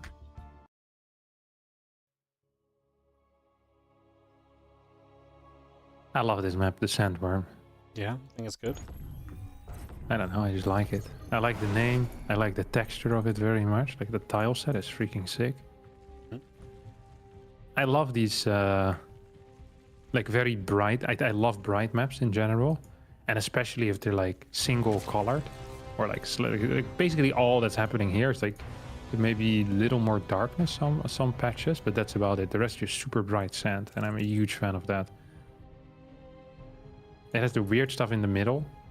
It has rocks that can open up opportunities. It feels like it's a pretty active map as well. Yeah, I'm a huge fan of this Wardy. What can I say? I feel like it's an active map, but it feels big, which is good. You know, like a big map that actually feels like you should be out on it and doing things. Yeah. I think one of the things, by the way, that makes maps more active is having like easier accessibility to the main base with drops. So it's like less dead space, I think, from like a 6th base to the main or like a 4th base to the main often allows people to be a lot more active. It also makes the early game a little bit more interesting majority of the time. Yeah, I like this one a lot. The gold base with the empathy debris. I thought that was very cool too. Cool way of making the gold, not OP for Terrans. Yeah. I think it might be strong for Zerg though, because I think they can just clear these rocks before the hatchery finishes up. Or 3rd base? Yeah. Yeah, it's a very forward not base, as a 3rd. though. As a 4th. Yeah, as a 4th. Not as a 3rd. Yeah. I think it's a very achievable 4th for everybody. Yeah, no, it's a fairly reasonable. But the thing is, No, there's actually nothing. I think it's best for Zerg. It's definitely the best for Zerg. That's always true. Gold bases though usually. Yeah, gold, rich Vespine geysers. Really anything that boosts the income early on tends to be good for Zerg. All right, gonna have a 6-ling run by. This is off of a pool first. Follow-up will not be a Roach Warren. Let's see. Byun has not scouted so far. Is he going to add in a second Marine? So the way you usually deal with this is rather than starting your reactors, you wait until your Reaper scouts. You start the second Marine. If you see a late hatchery, then you let that Marine finish, and you're going to have to be very active with an SCV pool as well. So here we go. Pulls the Marine back a little bit. Try to get his SCV to the high ground. As long as this CC doesn't go down, this should actually be pretty fine here right now. Oh, control on the SCVs is okay. I think the targeting out of Solar was a bit off there. So 2 SCVs will fall, 6 Lings will end up going down, and the follow-up for Byun is very secure. Second gas is ready. Reaper's going back across the map. He wants to see whether roaches are going to pop out, because he hasn't seen anything yet.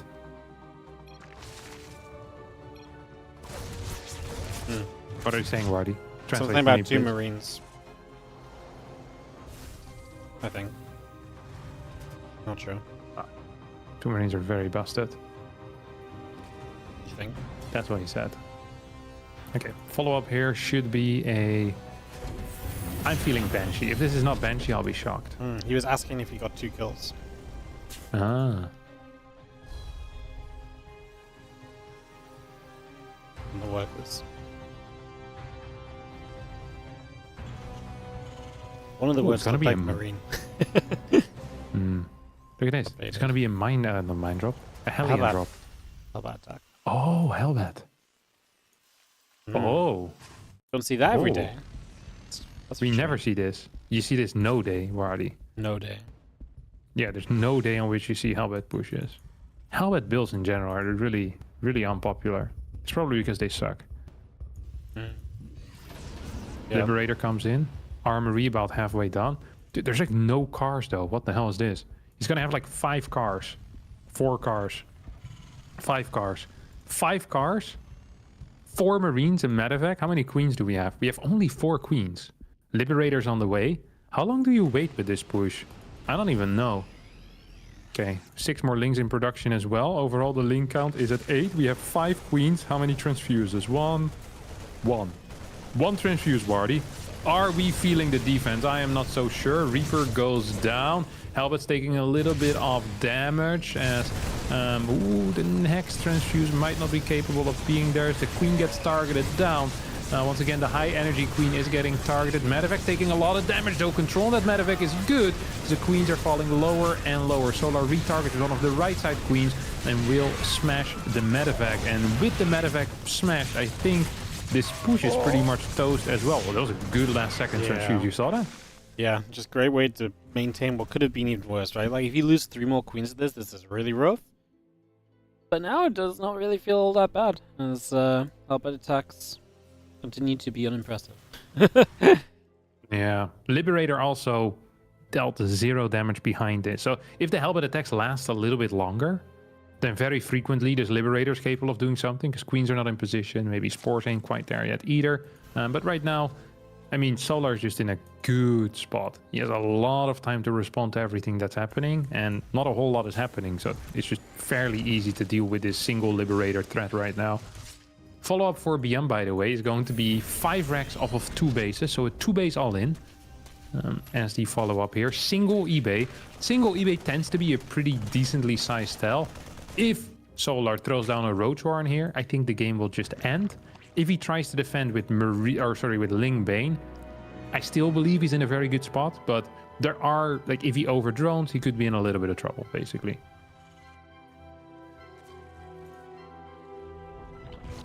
Wow, Gun's getting +1 vehicle weapons. It's a new one.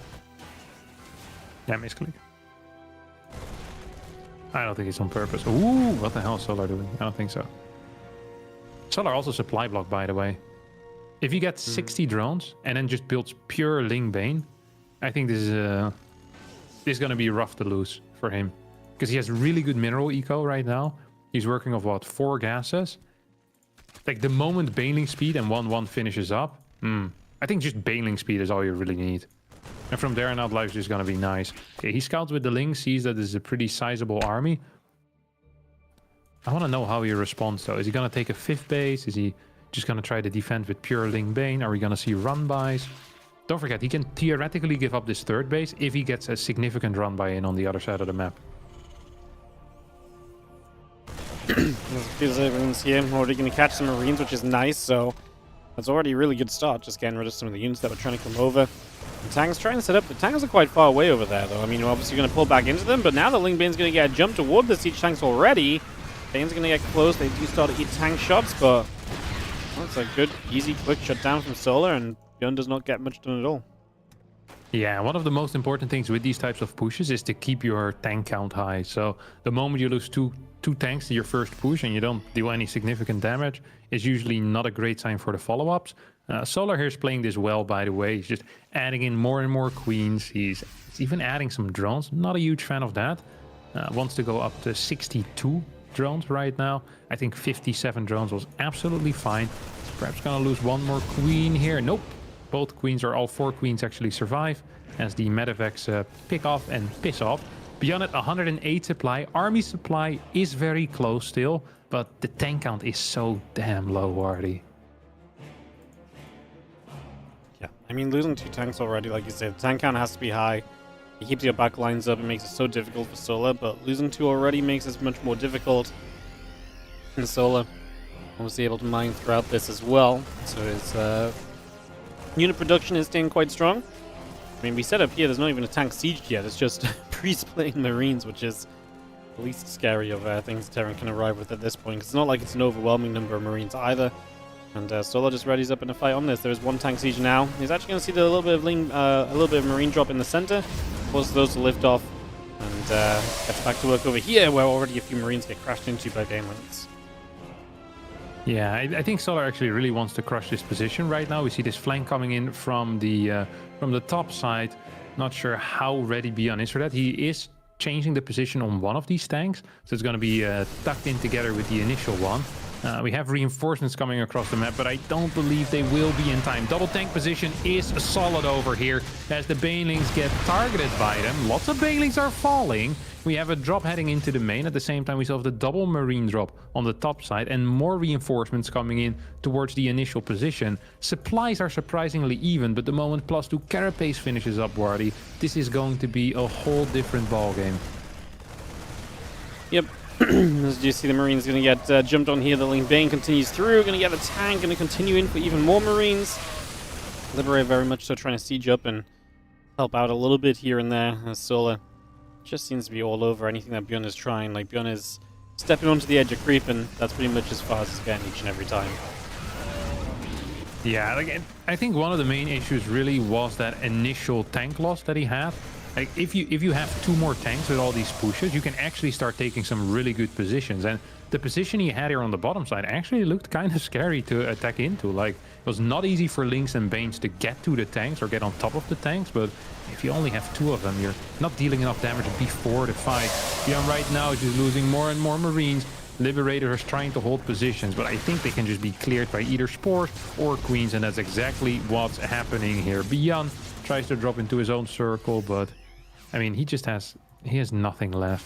He's down 30 supply, he's down 2 upgrades. Army supply is not looking good anymore either. We have a lot of Marines, which is something, I guess, but yeah, once Banelings connect, GG gets called, and Solar is going to win this series 2-1. Jeez. Epic game, Wardy. What do you think, huh? I like to see Solar smacking down the 3 Raxa, you know?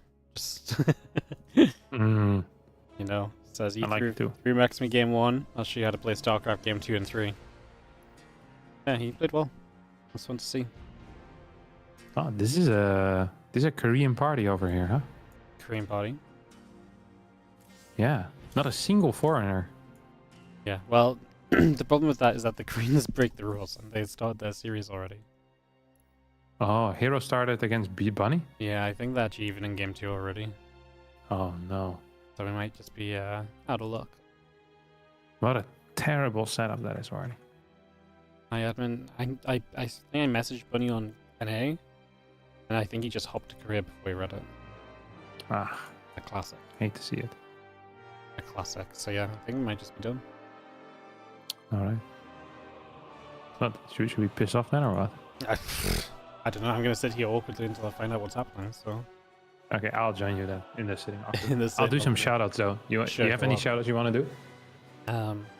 Yeah. Thank you to Gnori for the prime. There you Oh, go. Noi also subscribed to me Whoa. It's a for double 7 shout out. months. Yeah, double shout out. And Slay3G with the 43 months as well. Very cool. Huge. Actually huge. Okay, I'm gonna get a quick snack then. I'll be right back, okay? Brilliant. The guy. He joins me for sitting awkwardly, and then he leaves me to sit awkwardly on my own. The logic is astounding. Yeah, so I think my messages didn't go through to Bunny and Hero, so they just got going. Which is fair enough, because there's no prize money or anything either, so I just want to get done quickly. Top 2 qualify in to the Boomer Bash, which does start on Sunday, which is going to be interesting, because that means I have to put a group together. Then you have another qualifier on Saturday. So I actually don't really know how that's going to work, but that's okay. That's what they pay me for, to figure these things out. So yeah, we'll probably do a selection of invites and stuff for Sunday's group already. Yeah, that's sorted later though. Get that sorted later. Beautiful. Now we really are just gonna sit awkwardly.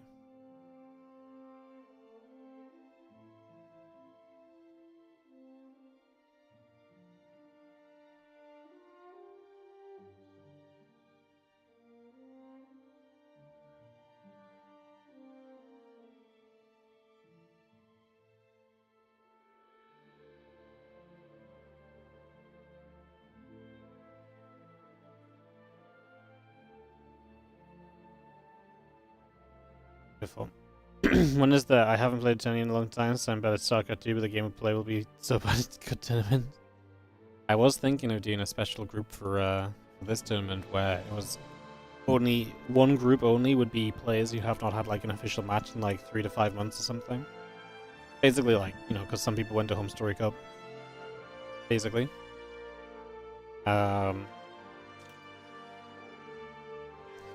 But it's also feeling like a lot of work to find 4 people who fit that category that would also like to play, you know.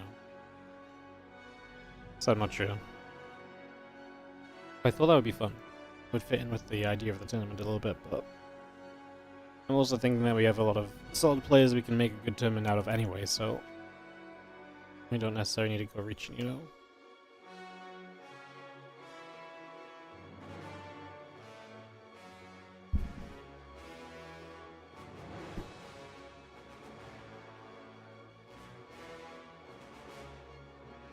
Do do do do do do do do.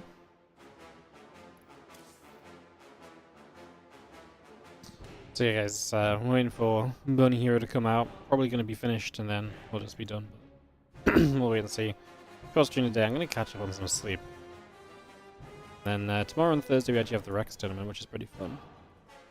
Do you have the group set for Rex's tournament?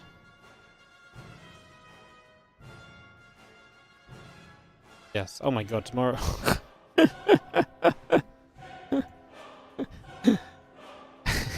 I think Rex might hate PVT, guys.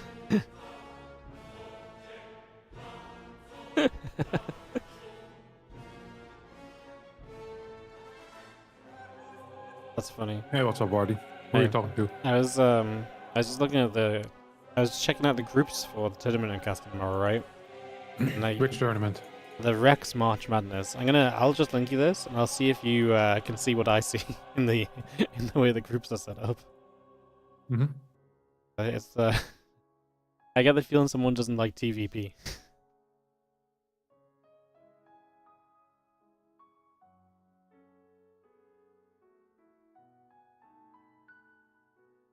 It's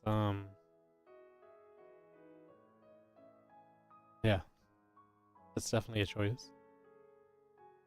Or he's trying to guarantee a TVP semi-final setup. One or the other.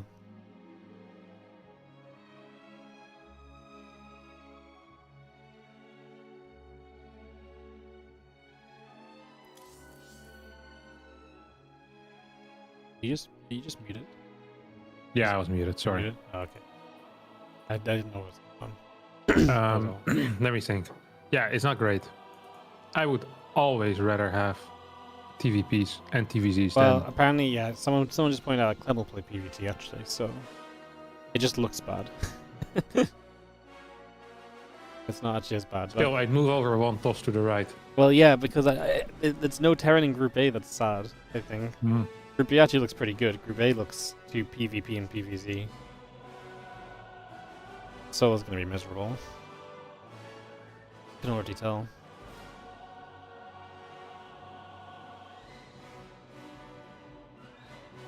What are you doing after this? What have you got lined up today? I have no clue what I'm doing today after this, Wardy. No. What about you? I'm gonna go to bed. I have no clue what I'm doing. Tired. Didn't you sleep? No, I keep waking up early for some reason. Usually I wake up What's early? like 7 a.m. No, that's not so bad. Why would you go sleep now then? No wonder you wake up early. No, I just want to nap because I feel tired. Like 7 a.m. is not so bad, but I go to bed at like 1 a.m. You should sit through it. One day and it will be fixed. Yeah, that's what I did yesterday. And then I woke up even earlier Was it today. fixed? No, I woke up even earlier today. So now, There's something wrong with you. now I feel doubly bad. Yeah, you should. That's terrible. Yeah, well, I don't Oh, know. they're out of the game. They're out of the game. Yeah, this is why they report the score and it's over. There you go. Bunny beat Hero 2-1. What? That's it. There you go. Really? Yeah. He said, yeah, we don't. That's Insane. very lame. Yeah. That is very lame. See, I would have tried to get the replays to cast, but I knew they'd update to challenge before I had the chance to tell them not to. They did, so I got spoiled. So yeah, that's it. What if the games are really good?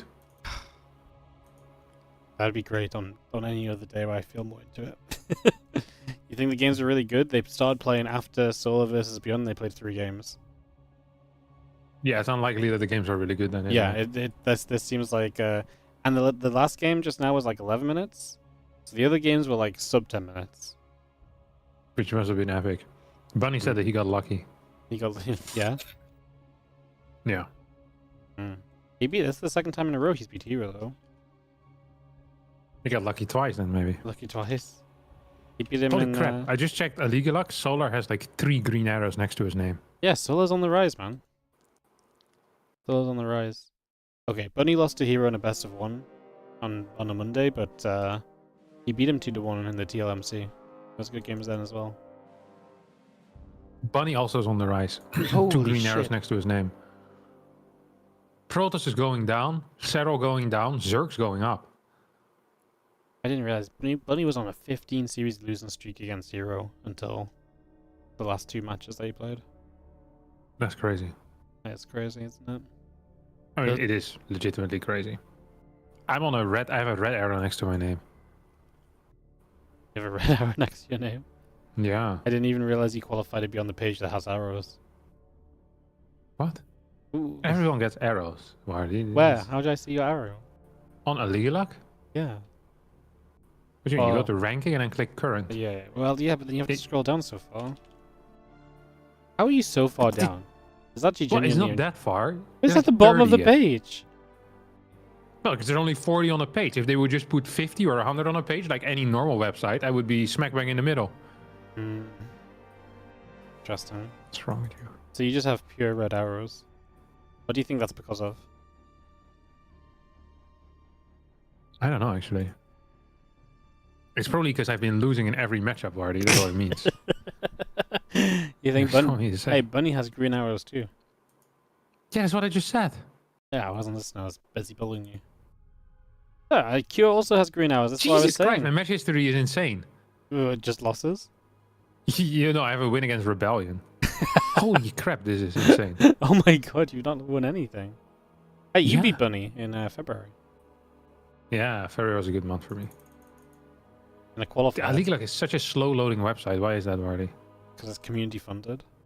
Probably needs some SEO optimization, if you ask me. I got some advertisements for SEO optimization the other day, so maybe I see. can send them over. Maybe you can send them over. That'd be nice. Yeah. I beat Bunny. I lost to Bunny. I beat Lunacy. Lost to Christiana. It's been a rough month for me. I beat Classic 2-0 though. That is the best result that I have so far this year. Yeah. That's not a great best result to have. Bunny sent me the replays, but they are the size of a replay that you expect to be like 5 minutes. So I'm not feeling it.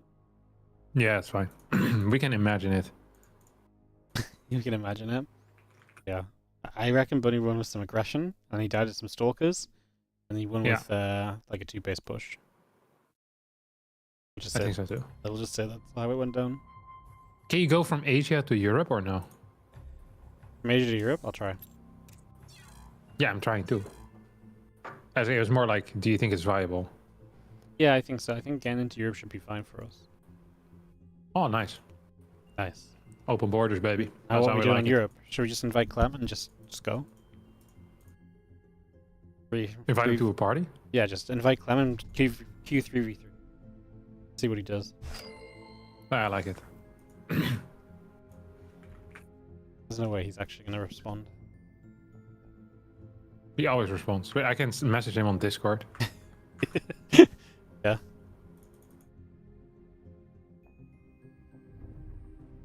It's important. It's important.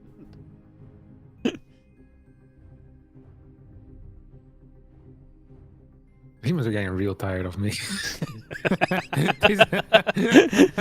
Have you just scrolled up in your Discord chat and realized it's always you messaging him with nonsense?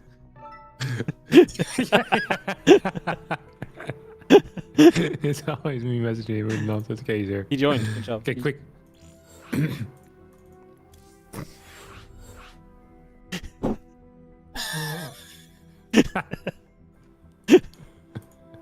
He's not picking, man.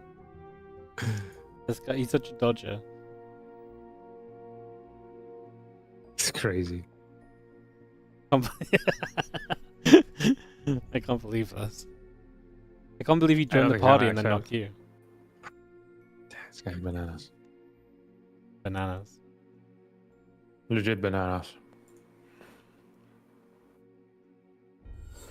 Oh, he's in. He's in. Let's go. Huge. I play Terran. You play Zerg. Wardy plays Terran. Can you risk take a game or no? What? Yeah, I'm random too. Oh, you're random? Okay, let's triple random. Triple random. Oh, we're queuing already, no? You already picked it. Hmm? You already picked it. You can change during the queue. Really? Yeah. I can't. You can do that in 1v1, I think. I But can't. in 3v3? I can't change.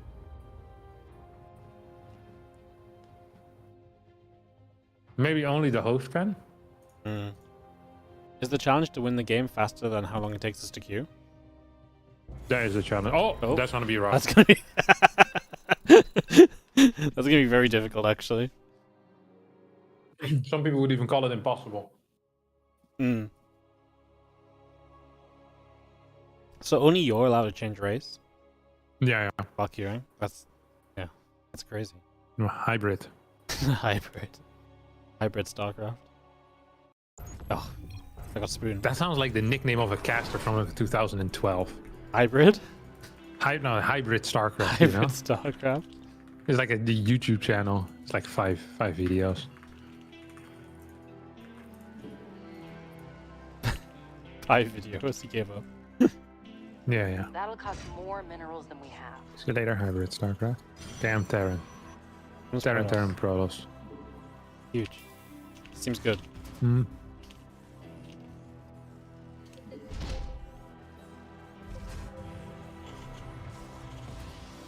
And if we lose, we can just blame it on Clem because he's not here. Additional supply depots required.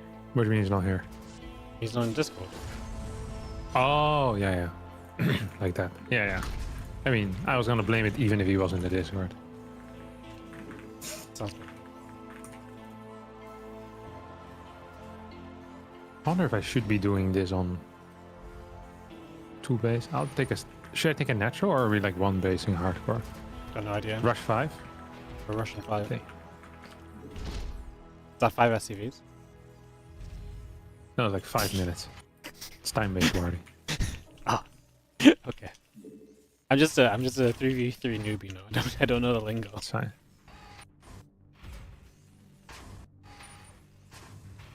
Let's see what I got here. Oh, he's actually playing 1 gate expand though. How the hell is he gonna rush in 5? It's Protoss. This I want to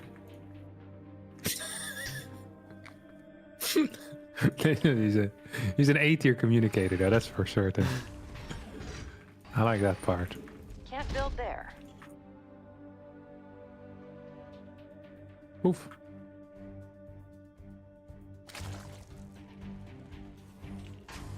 What is it? Nothing. You didn't get any real info from that. There's bloody. nothing's Great going job. on there. Playing super standard. He's building a zealot. Point it out to climb. Go back and point out that he's building a zealot. Wow, my SCV's Just gonna ping die. it. Oh, you should have moved back to the left. I'll Why just- would you I'll attack just the ping. marine? Oh, it's dead anyway. Type zealot, type zealot, type zealot. Pretend like you made this call. No, because I think he's cancelling it. I don't want to alert him to nothing. It's a mind game. No. Tell us that it's No, a zealot. I don't think Clem needs to notice that.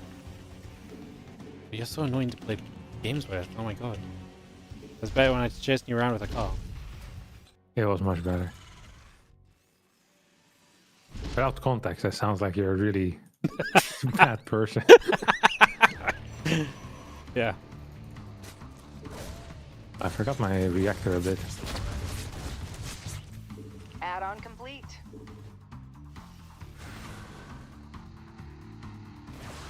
I guess I can always follow it up with like Bro. proxy VC. What? He just attacked my Reaper. Die. Misclick. It happens to the best. Yeah, I can't blame the guy for misclicking. Come on. We all make mistakes. Ah, I wasn't gonna. Have you blame been him. playing perfect so far, Wardy? No, I didn't think so. Well, do you know We'll I need haven't more been? supply depots for that. I killed a drone. What have you done?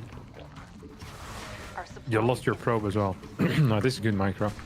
It's good control, Wardy. I'm coming in as well with the Hellions. If you keep the Reaper alive... Oh my god, this is crazy micro. Are you gonna get off him? Actually, you can do it by yourself. We're not helping. Don't help him. Oh, well done. Allied forces are under attack.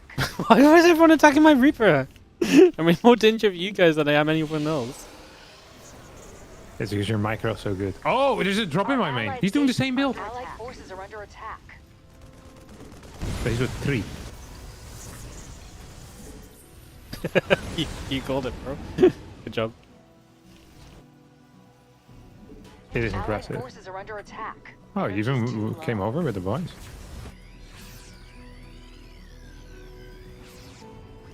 Yeah, what you did, I too can do. Allied forces are under attack. Allied forces are under attack. We'll need more supply depots for that.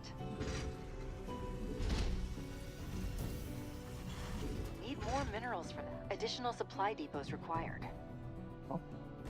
Allied forces are under attack. I thought we were rushing at 5. Allied forces are under attack. Oh, he has a zealot. Do you have anything yet? You're just here with 2 Reapers. I'm here with Allied 2 base is Cyclones. under attack. I have Marines somewhere, I just don't know where they are. Allied forces are under attack. I need like something in the main base, by the way. Add-on Need some is help up there. and running. Hang on. Can I spot Hellions? I don't have really anything against Hellions. Allied forces Yeah. are under attack. Yeah, this is fairly simple. Allied forces are under attack. Here's a Liberator too. Yeah, Our allied I'm not base sure is why I went under back to attack. mining. That's the mistake. I always like it when 2v2 when people Allied leave forces are while under their teammates are still thinking they have a chance. Still struggling along, and we're just out of here. Our allied base is under attack. Let me scan. In case something weird's happening. Nothing weird's happening, confirmed. Johnson also has left the game now, so the only one left is Execute.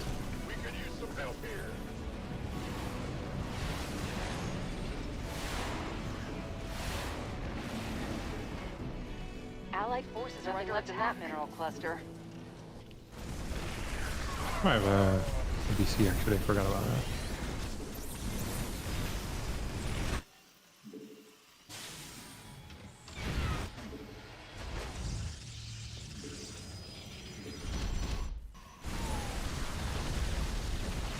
You have a BC? It's insane. Yeah. Our allies' base is I'm under very attack. quick. Oh, what am I drop? Yeah, so. Good job. Yeah, that was very quick. Execute still isn't leaving. Maybe we should kill his units Command center has to, you know, incentivize him to leave. Wardy, he's over here. You have 2 Vikings there that you could use to kill that. Oh. He- I didn't know he was over yet. I was heading him off. I was chasing him away. Just didn't know it yet. Our supply is insufficient. Allied forces are under attack. Kill all of Clem's units. See if he realizes. There's no way he's gonna realize. I mean, what else would he be looking at? It's said that Hellions don't do any friendly splash. It'd really balance the game a bit, wouldn't it? Our supply is insufficient. It would be hilarious. Do you think we did it? Nice. Huge for the team. Huge victory. Oh, well done, guys. Good job. I'm not very good at 3v3. I think you did a fine job. The moment I go, the moment I go outside my comfort zone, I don't know what I'm doing anymore.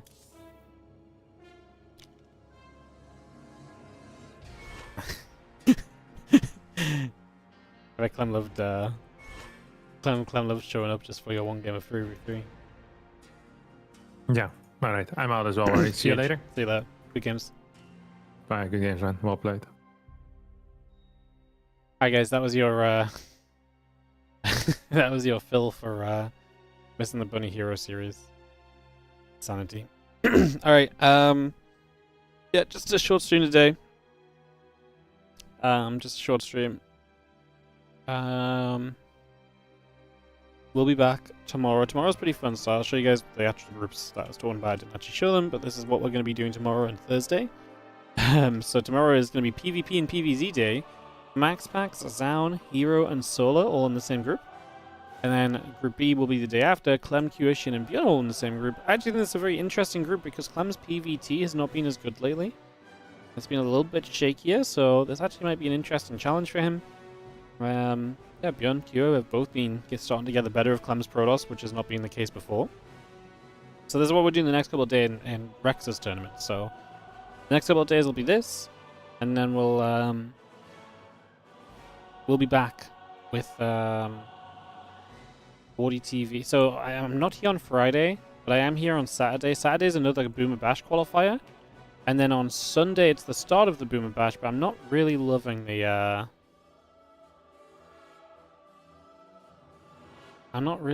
Boomer Bash qualifier Sunday into Saturday into match on Sunday.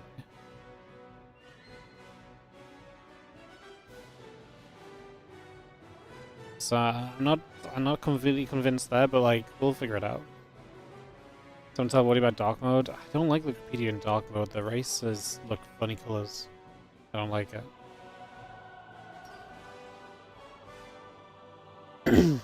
Same. So yeah, so Starcraft all week pretty much apart from Friday.